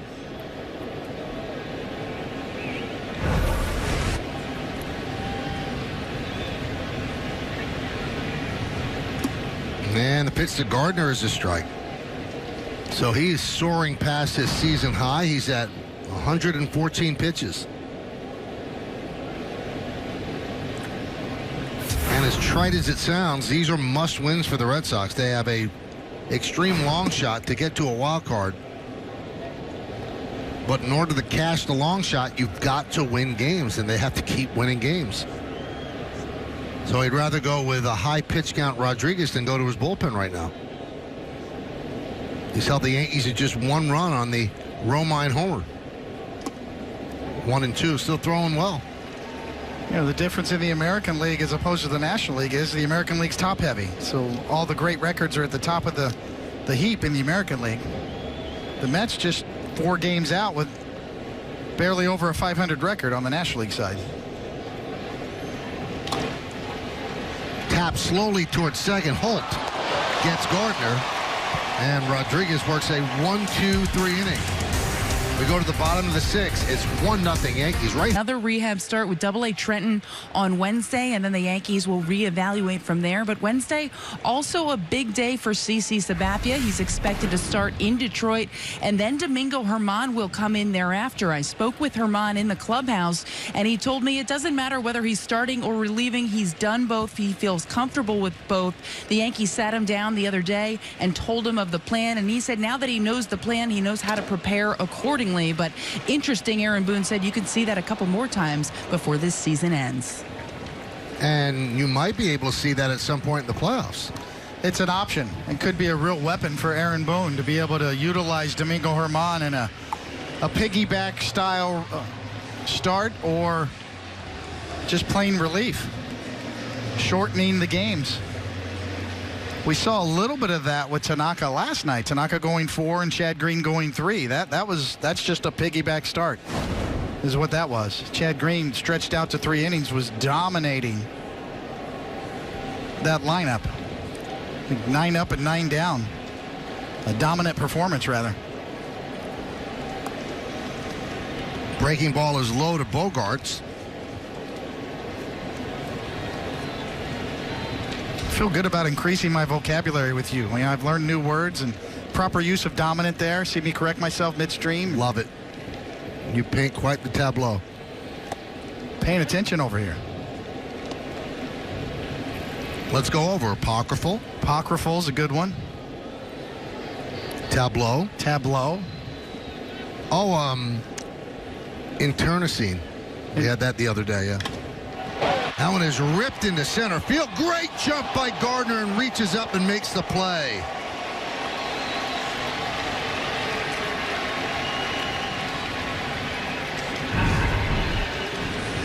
Wow. Gardner shaded to the opposite field. Great jump. An absolute rocket. He thinks this ball's going to sink a little bit. It actually stays up as he goes down.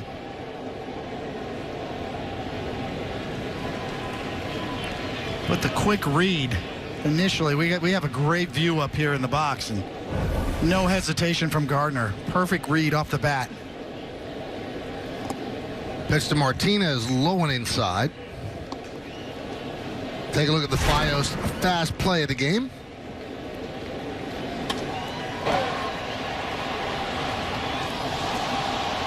Sliding grab on a absolute laser. Over 108 miles an hour off the bat of Bogaerts. Paxton threw at 95. Bogaerts hit at 108. Gardner snagged it.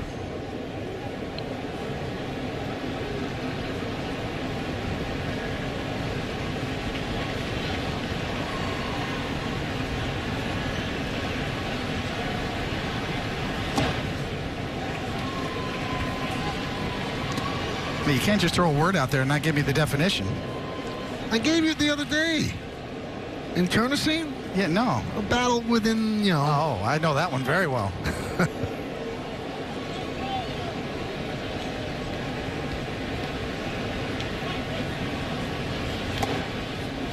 And J.D. Martinez walks.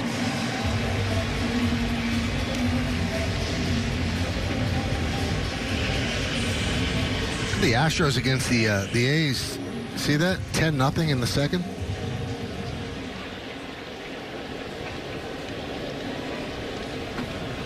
That's quick. Oof, boy, their offense has really been on a roll. Didn't they score 21? They looked like the Texans, not the Astros. They scored 21 against Seattle. Against Seattle, yes.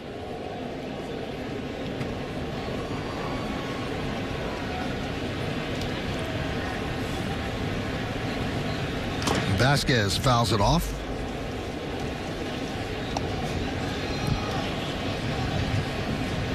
Take a look at the T-Mobile's connection to the game. Garrett Cole went 15 strikeouts in 8 innings. What a year he's having. The kid Alvarez, 4 for 6, 3 doubles, 6 ribbies, 70 ribbies in 70 games this year. And George Springer, 3-run home run, his 31st home run this season. That was part of the 22-1 win. 21-1, I'm sorry. The Astros, by the way, 16-1 this year against Seattle. 16-1. If it was an SAT test, the Astros are to the Mariners as the Yankees are to the Orioles.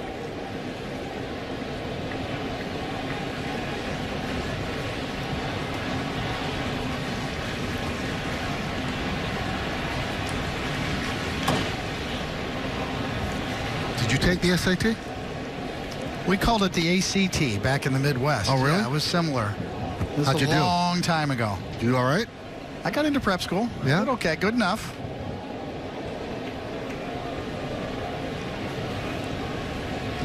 I'd rather be playing wiffle ball. At Candlestick. Yes.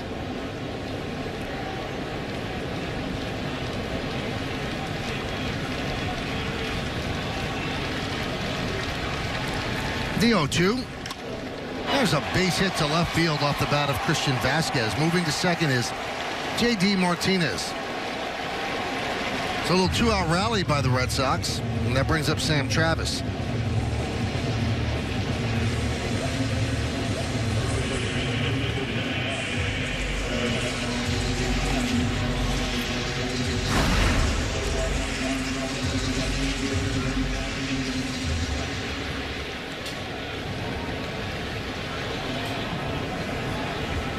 Paxton's pitch count now up to 89 here with 2 outs in the 6th and a big spot in a 1-0 game.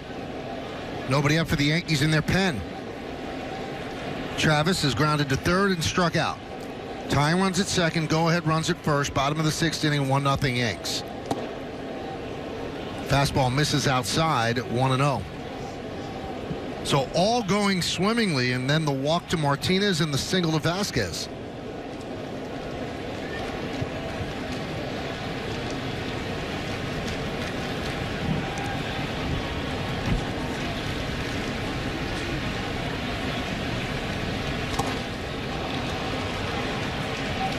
Travis almost swung out of his shoes on that. 1-1.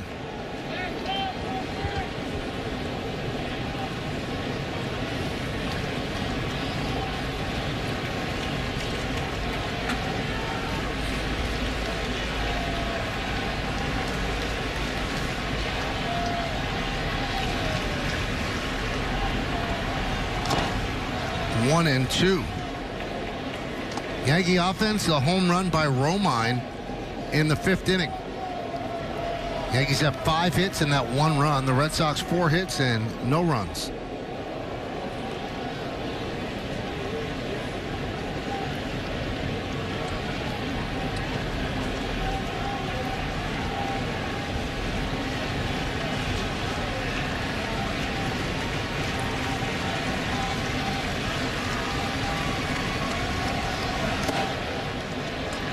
Still good velocity on the fastball, 2-2.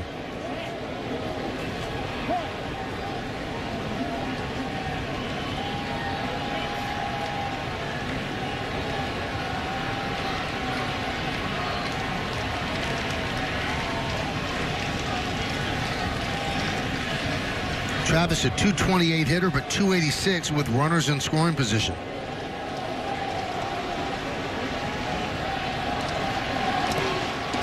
Got a piece to stay alive as he fouls it back.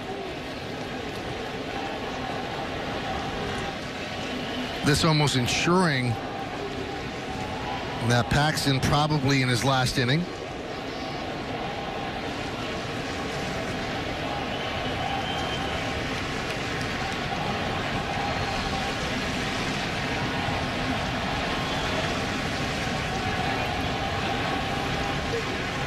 Two balls, 2 strikes, 2 outs, 2 on.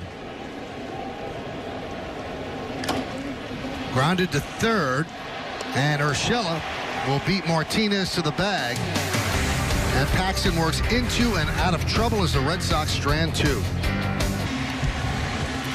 A really solid night again from James Paxton, and really had it all working. There's the knuckle curve that we've been talking a lot about, setting up that good fastball, 96 to 97, mixing in that cutter along the way. I mean, he's just really unpredictable, and because of that unpredictable nature that he's showing now, this fastball is much more effective, and he's getting swings and misses with it. And all in all, a solid night. 12 of those times he got a swing and miss on his pitches, and 4 hits, 2 walks, and 7 Ks.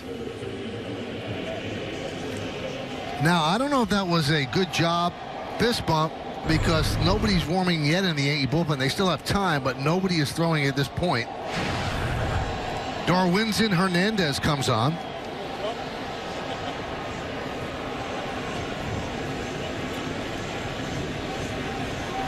Great numbers, except for the walks. But 54 strikeouts. Yeah, an exciting young left-handed power arm for the Red Sox organization.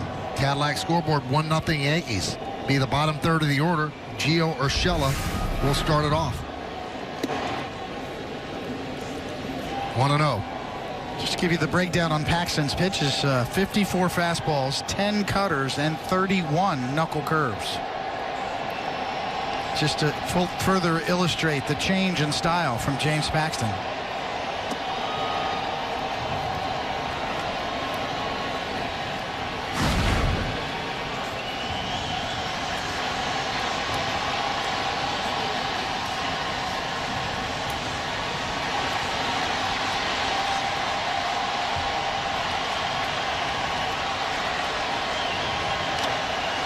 High drive, left field. Turning and looking, Hernandez, see ya, into the seats. A solo home run for Urshela, and it's 2-0 Yankees.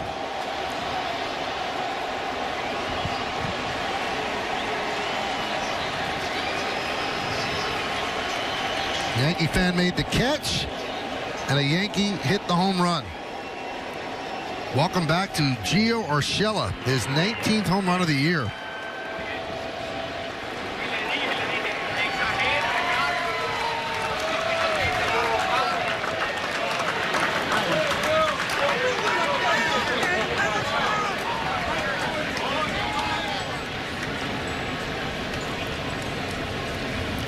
Maben takes outside.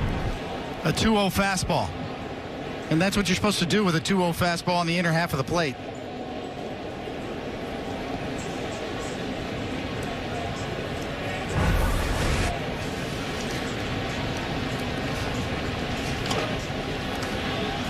Foul back.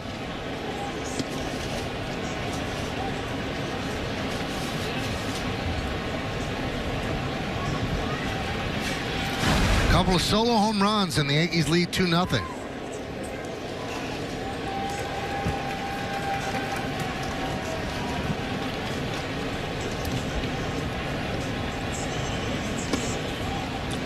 Two and one. It's the two best hitters counts. A 2-0 situation for a hitter or a 3-1. That's when you can really kind of sell out and look for a fastball. If a pitcher leaves it on the inner half, that's the type of swing you love to see. Clip the outside corner, and the count 2-2. Yankees 2 runs on 6 hits. The Red Sox no runs on 4 hits.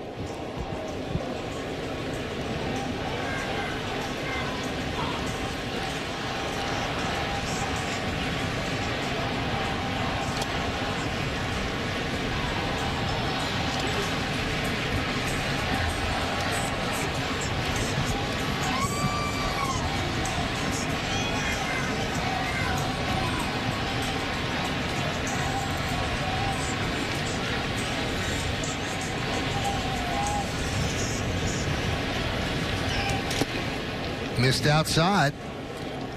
3-2.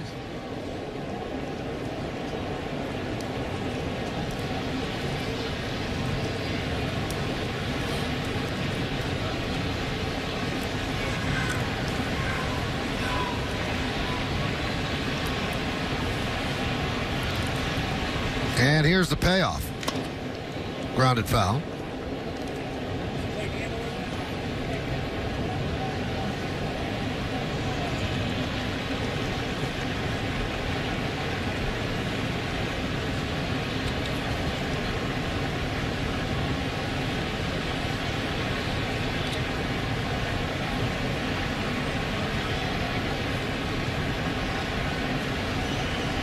Swing and a miss.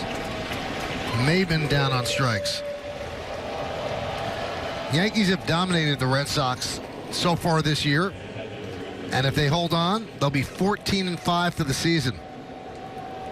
Red Sox have out-homered them, but the Yankees have just gotten the runs at the right time, and the ERA is slightly better, but the numbers are not overwhelmingly that they would indicate 14-5, David. There's been some barn burner offensive games, and it's a little bit ironic that the last game they played this year, it's a 2-0 game. Bit of a pitcher's duel going. You got to factor in the London games, which were just incredible.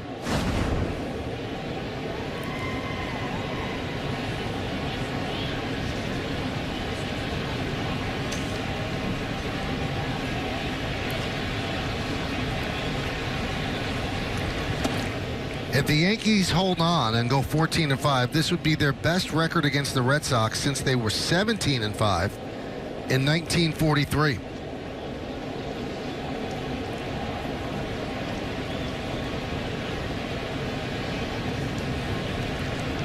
And with the 2 home runs tonight, the Yankees now have 270 home runs. Minnesota 275.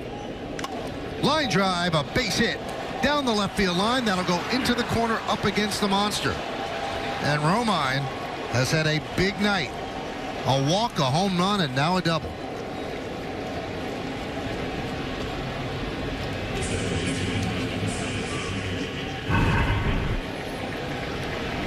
Decides to get the head out this time. A hooking line drive that just barely stays fair and shoots on down to the corner.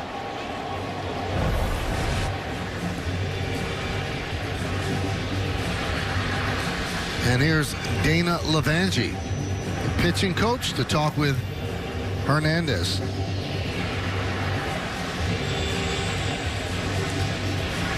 Well, the most home runs in a single season, Major League Baseball all time. Coming into the season, the Yankees had the record at 267. They've broken their own record, but the Twins broke it before them. So the Twins at 275, and the Yankees now with 270. So that could be a barn burner right down to the end.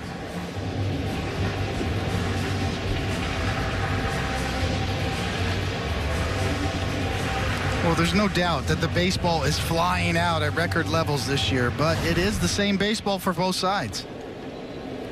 The pitchers are the ones that have to make the adjustment.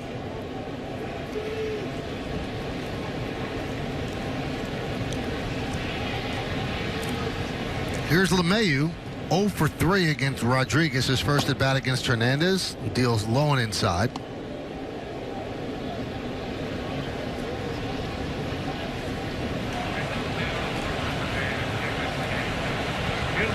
Trevor Kelly. Sidewinder up in the bully.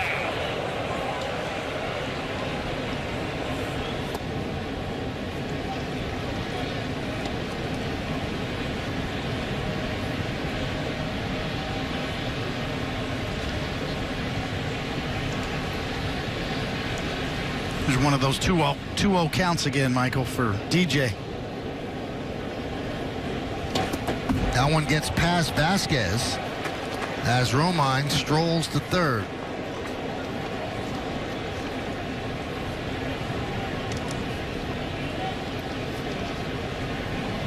You know, I mentioned to you, Michael, that the 2-0 count and the 3-1 count are traditionally the best hitters counts. More so than a 3-0 count that we're going to see here. As you see on the 2-0 pitch, wow, nowhere near. On a 3-0 count, the hitter, you know, you're one pitch away from a walk. Some hitters don't like swinging 3-0. Some do, but traditionally speaking, hitters are, you know, generally like 3-1 and 2-0 counts, much better. Swinging on 3-0 against the drawn-in infield, a base hit for LeMahieu. That scores Romine, and it's 3-0 Yankees. 91st ribby for DJ LeMahieu.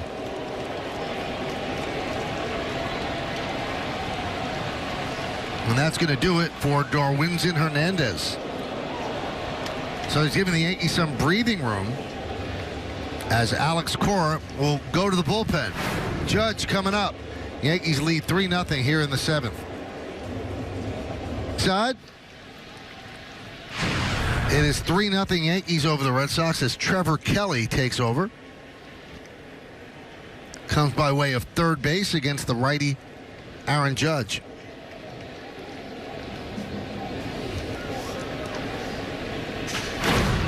Ripped into center field. It's a base hit. Let's see if it splits the outfielders. Nope, cutting it off is Bradley. He'll get the ball in quickly. Judge is at second. Moving to third is LeMahieu. So a double for Judge, a bullet.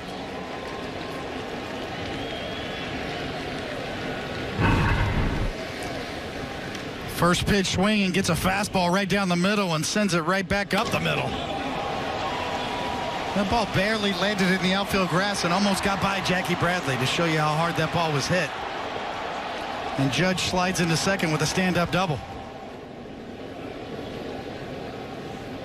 Good job by Bradley cutting that off, or else DJ will score on that. And Red Sox have to bring the infield in for Gleyber Torres. Was well over 109 miles an hour off of Aaron Judge's bat. High fly ball, deep left. Hernandez will make the catch. Tagging is LeMahieu. He'll score. Throw comes into third. It's a sac fly for Torres. It's a 4-0 Yankee lead.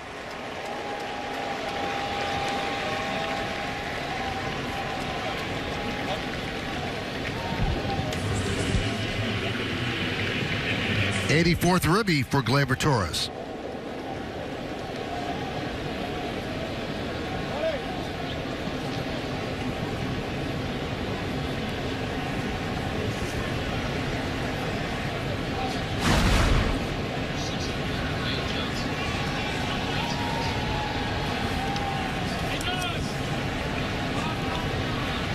Here's Encarnacion, runner at second base with 2 men out.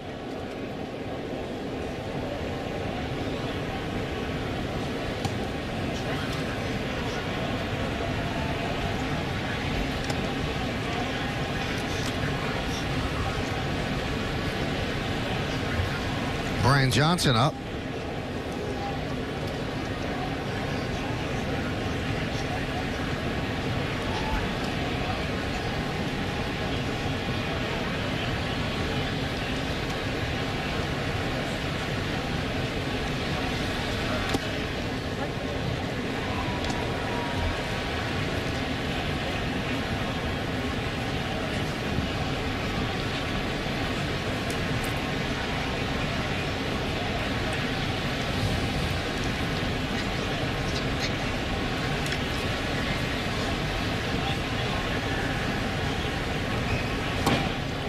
Missed outside, 1-2.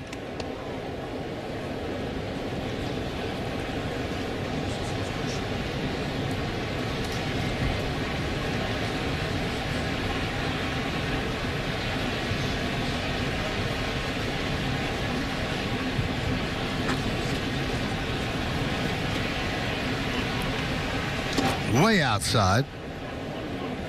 Kind of start to see the pieces coming back together for the Yankees. Edwin Encarnacion has come back with a bang, and Gio Urshela, a home run tonight after being on the IL.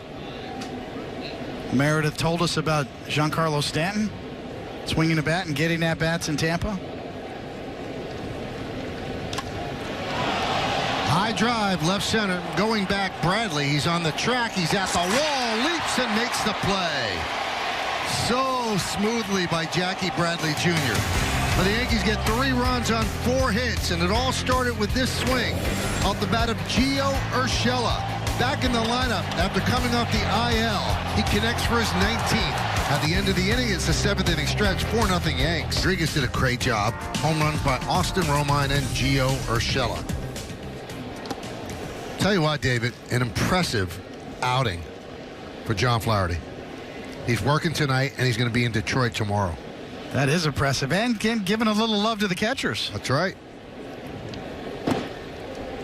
I think he somehow set up a private jet tonight, so he doesn't have to travel early in the morning. Not the first time Ken Singleton would have to do a game by himself, though. First time that it wasn't scheduled with Paul O'Neill. Cadillac scoreboard 4-0. Yankees over the Red Sox.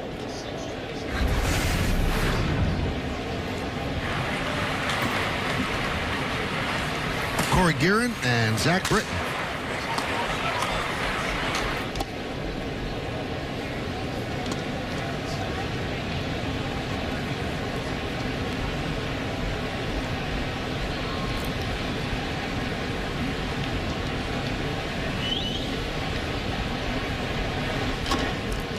Chopped softly, second base.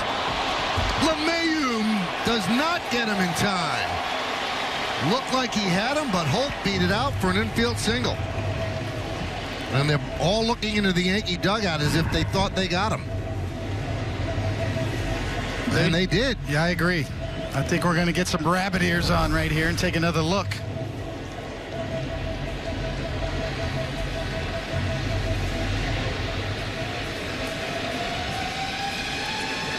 So they will challenge this.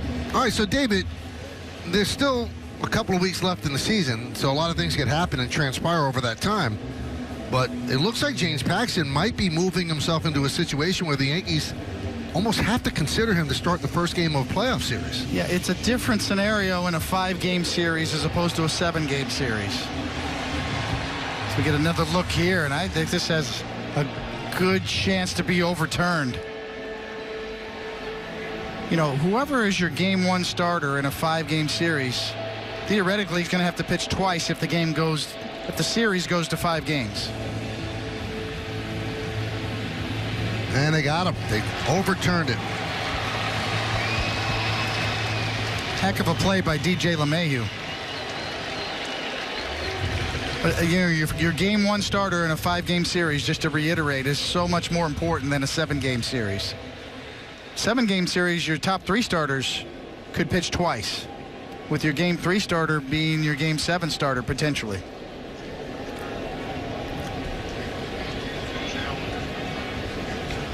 Pitch to Hernandez is a strike. And I agree with you. The stuff that James Paxton has, the upper 90s fastball, the couple of different breaking balls that he's featuring now, his weapons, I think, make him better equipped to be that #1 starter in a 5-game set. Fly ball deep right center. Drifting back is Gardner on the track. He makes the play.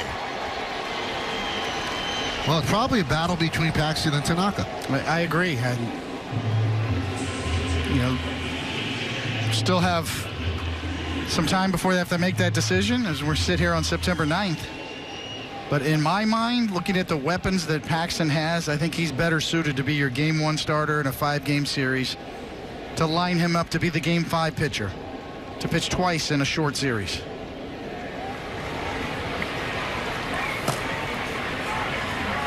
Here's Jackie Bradley Jr., who has 2 of the Red Sox 4 hits. So by what you're saying, first and 5th game, you're going into a best-of-5 series with 4 starters, though. Possibly, unless there's a piggyback situation. Depends on Severino. Depends on how you're going to utilize Herman. But you wouldn't pitch the Game 1 starter in Game 4. With an off day, you could, depending on how the series shakes out. If you're in trouble in a Game 4, you potentially could use your Game 1 starter at a Game 4. I don't think Harkey believed the message that he got out there. Cortez answered the phone, then told Harkey, and Harkey didn't believe it, and he's calling Larry. I don't want to make sure that we got this right.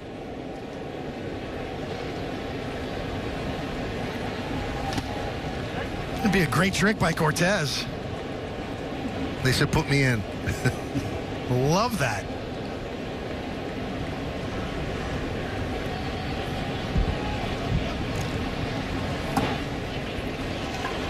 And he walks Jackie Bradley Jr.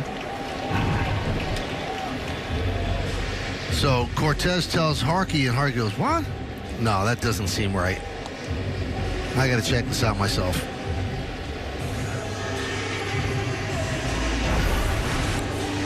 And that's going to do it for Paxton, who had a lot of trouble with Bradley, but nobody else.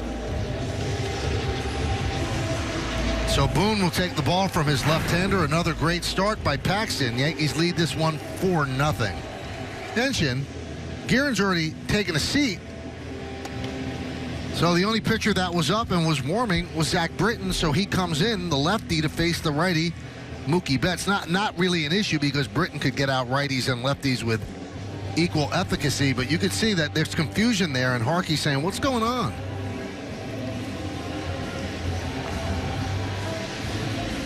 Yeah, Britton wasn't warming up all that much or that long. It seemed like he just got up and he's now in this game.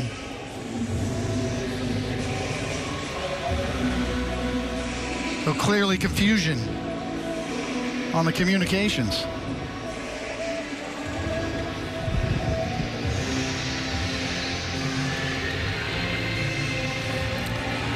'61st game for Zach Britton. So runner on first base, 2 outs. It'll be Britton against Betts. Betts was 0 for 3 against Paxton.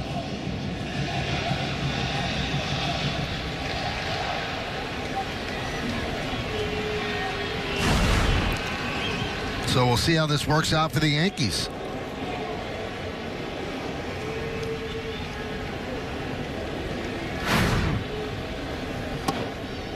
One and 0.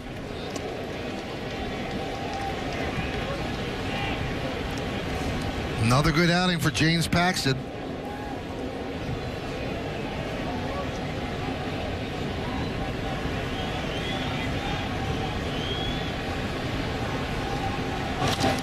Line drive, a base hit to left field. May have been bobbles, but staying at second is Bradley. So now it works out with Britton because it'll be the lefty Britton against the lefty Devers.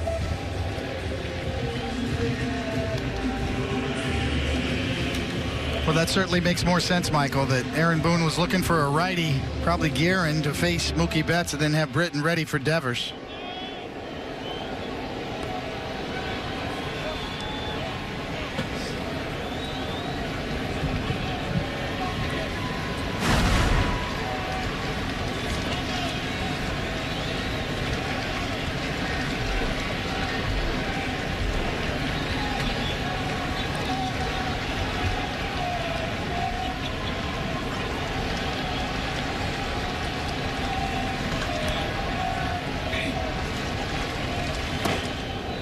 Missed outside, 1-0. So the single by Betts is the 5th hit for the Red Sox. Yankees have 9. They have 4 runs. Red Sox have not scored. Devers 0 for 5 with 3 strikeouts against Britton.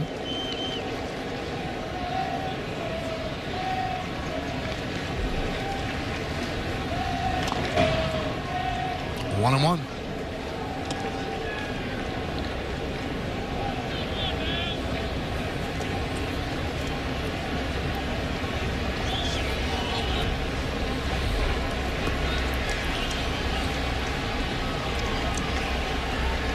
Bradley's at second. Betts is at first. 2 men out, bottom of the 7th. 4-0 Yankees over the Red Sox.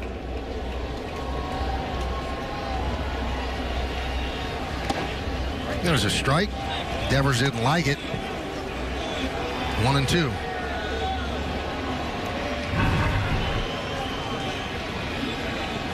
And you can see why he didn't like it. It was out. Yeah, Rob Drake has been consistent on both sides. He's called pitches off the plate for both pitchers. And the 1-2. That was closer, and he didn't get the call. 2-2.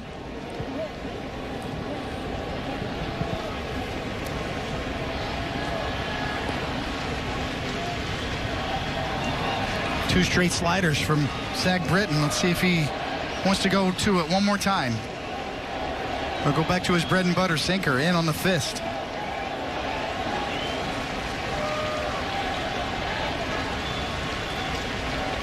Swing and a miss, got him. So the confusion does not hurt the Yankees as the Red Sox strand 2 will go to the 8th inning. It's 4-0 Bombers. Kyrie Irving. Don't miss the Nets on yes, returning this October and lurking. Maybe come back this year. The great Kevin Durant. Be a fun winter on yes with the Nets. Hey, he started game 1. Travis Lakins gave them 2 shutout innings, and he comes on here to pitch the 8th. Luke Voigt at the plate.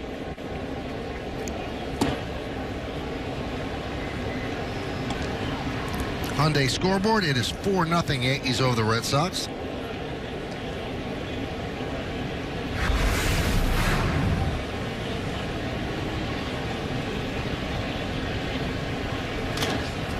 Fouled away. Again, if the Yankees win this game, they'll go a season high, 45 games over 500, and they will also eliminate the Boston Red Sox of winning the American League East. Corey Guerin back up in the Yankee bullpen. Driven out into deep center field. Bradley on the run, turning and making the catch. He turned the wrong way and still was athletic enough to take the double away from Voigt.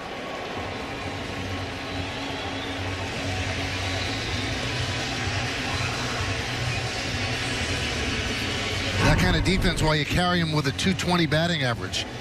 Twisting and turning, you're right, Michael. And could see that line drive off of Voigt's back. Kind of sliced a little bit on Bradley Jr. out there. Lakins loves it.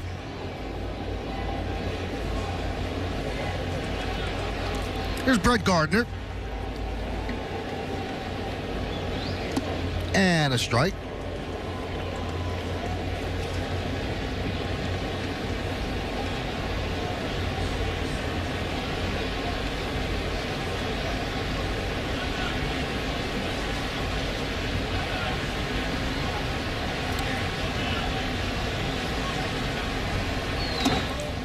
One and one.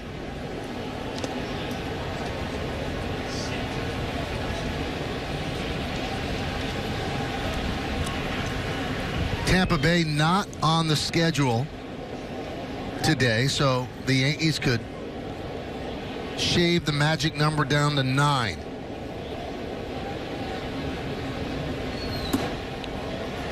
So right now the magic number is Rizzuto.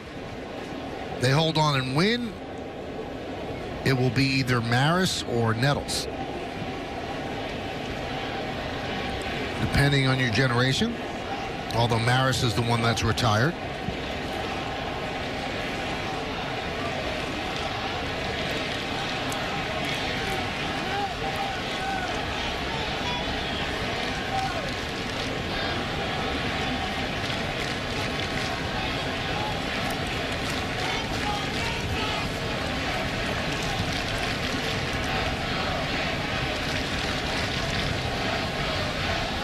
1-2. I think some Yankee fans got some tickets here tonight, Michael.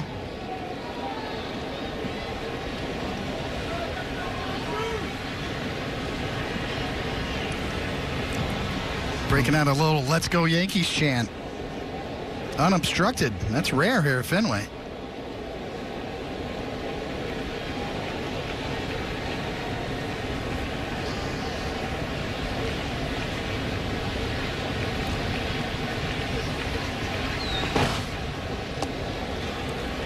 I think both places have got a little more accepting than they used to be. I don't know if you could have done that in 1978. And the same thing in the Bronx. Kinder, gentler.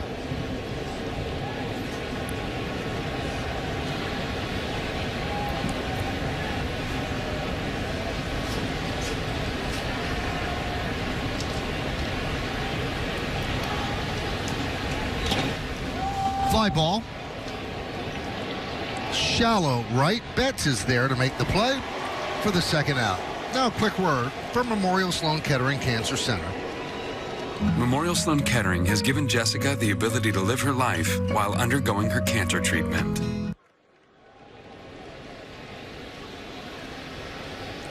And that brings up Gio Urshela, who started the Yankees' 3-run 7th inning, padded a 1-0 lead, turned it into a 4-0 lead at the end of the inning, but his homer made it 2-0.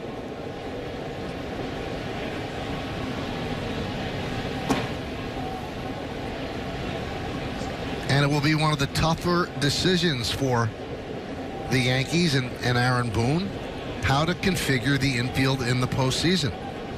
Who's playing first? Who's playing third? You know that LeMahieu is in the lineup. Where's he playing? Because that decides who's the other guy who's going to play. Is it going to be Voit? Is it going to be Urshela?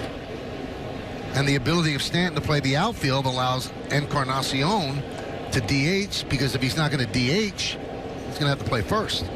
And that answers the question right there. Then there's two guys that are out.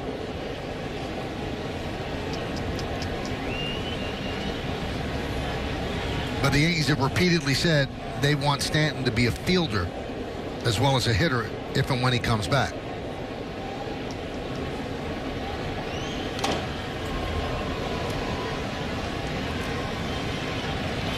One and two.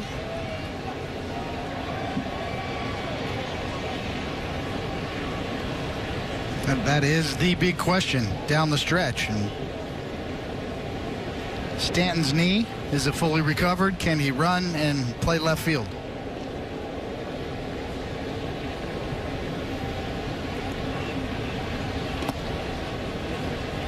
This copyrighted telecast presented by authority of the New York Yankees and may not be reproduced or retransmitted in any form, and the accounts and descriptions of this game may not be disseminated without the express written consent of the New York Yankees.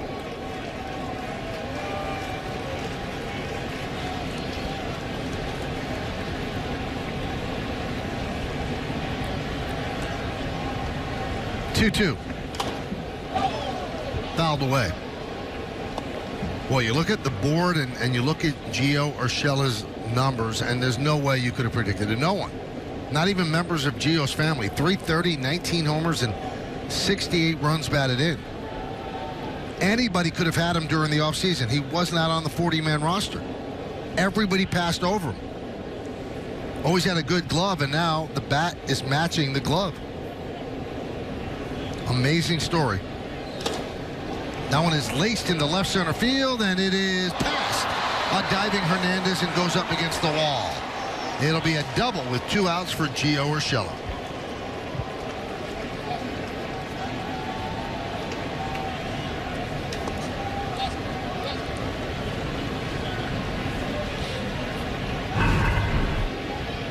Well, Gio splits the gap.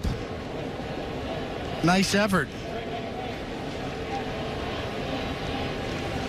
But another good at-bat from Gio Urshela, and another hit with 2 strikes, which has been his forte this year.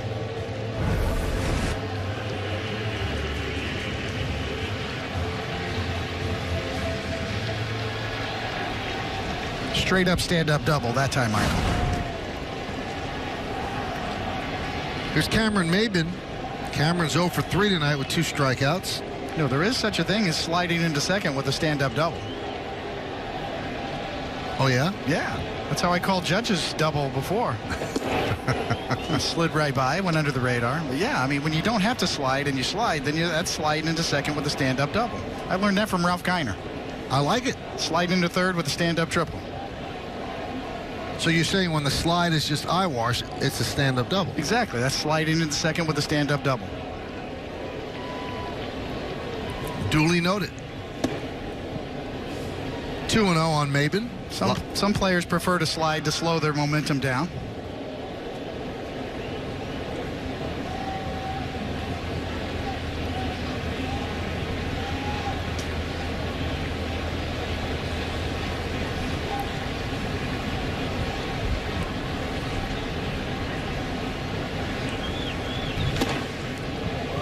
Now, in your times on the base paths, did you ever slide? Yes. Yeah? Many times. Any head first slides? No head first. Always feet first. Were you a good slider? Decent. I was. I went first to third a couple times on singles. And you had a great slider, too. Different kind of slider. 2-2.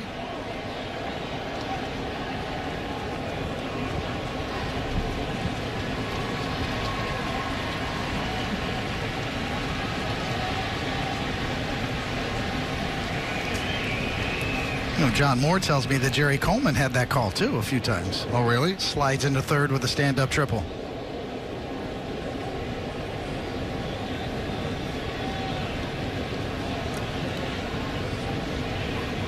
Two. Strike three. Maben down looking. No runs a hit, no errors, and one man left on base. We'll go to the bottom of the eighth inning. It's 4-0 Yankees. On yes.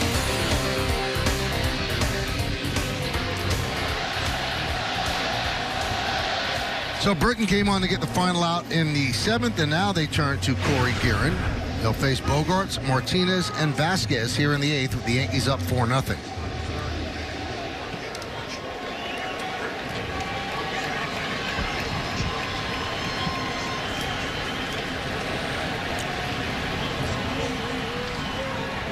Bogarts 0 for 3 tonight. A strikeout, a fly ball to right, fly ball to center.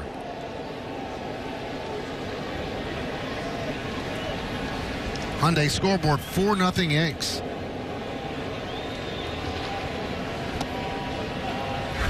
Oh and 1.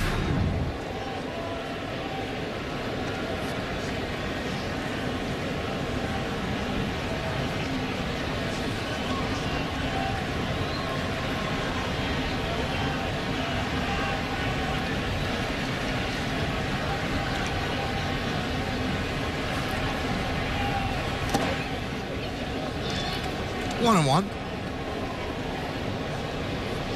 You know, everything Guerin throws moves. Kind of a sweeping slider and a heavy two-seamer going the other way.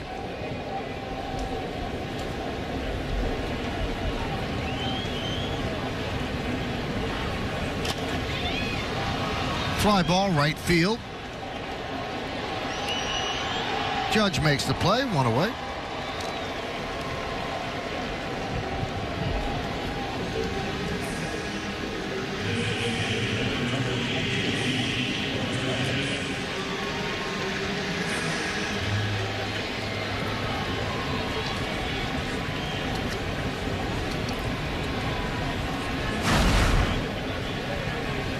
Big spot here for Guerin to go through this part of the order. I guess you could describe his stuff as kind of Adam Ottavino light, similar repertoire.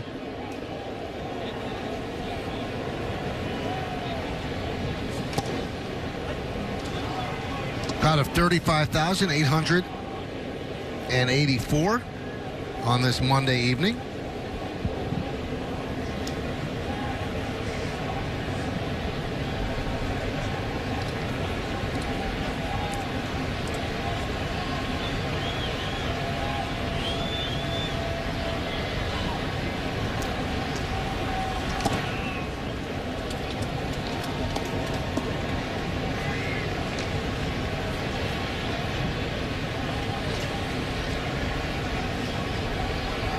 We have a very quiet crowd here at Fenway Park tonight.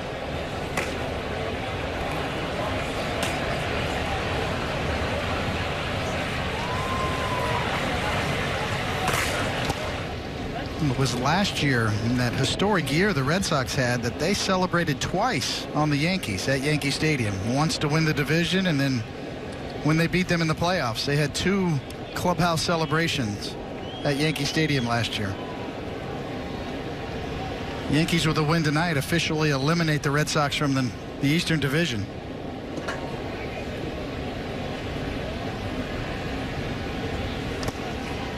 Strike 3.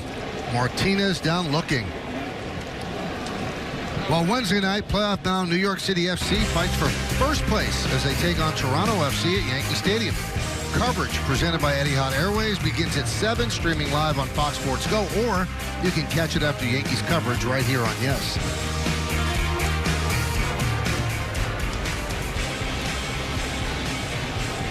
I was talking to a Boston media member today, I'll leave it at that, and he told me this is now a Patriot town, especially with the Red Sox out of it, and they've been out of it in people's minds for a while, that this team is obsessed with the Patriots. The Patriots are at the top of the pecking order, above the Red Sox, above the Celtics, above the Bruins.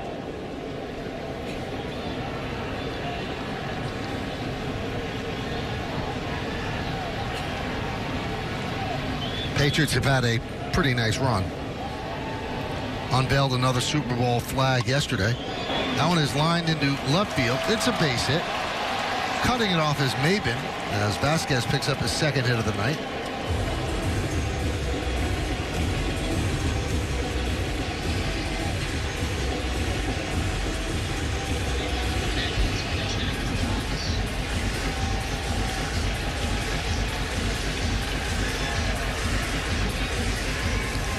Marco Hernandez will pinch hit for Sam Travis.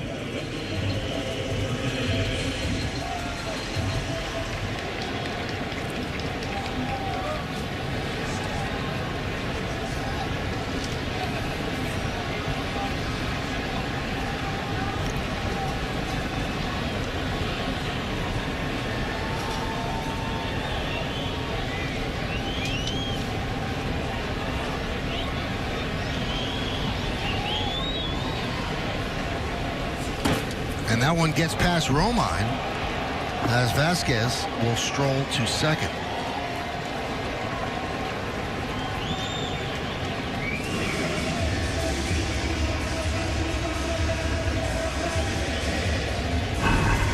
We saw one of these earlier from Romine, and what he's trying to do is still kind of frame that pitch. You see, he had to reach over down low. Looked like he was trying to snatch it and bring it back up, but just snuck on by under the glove.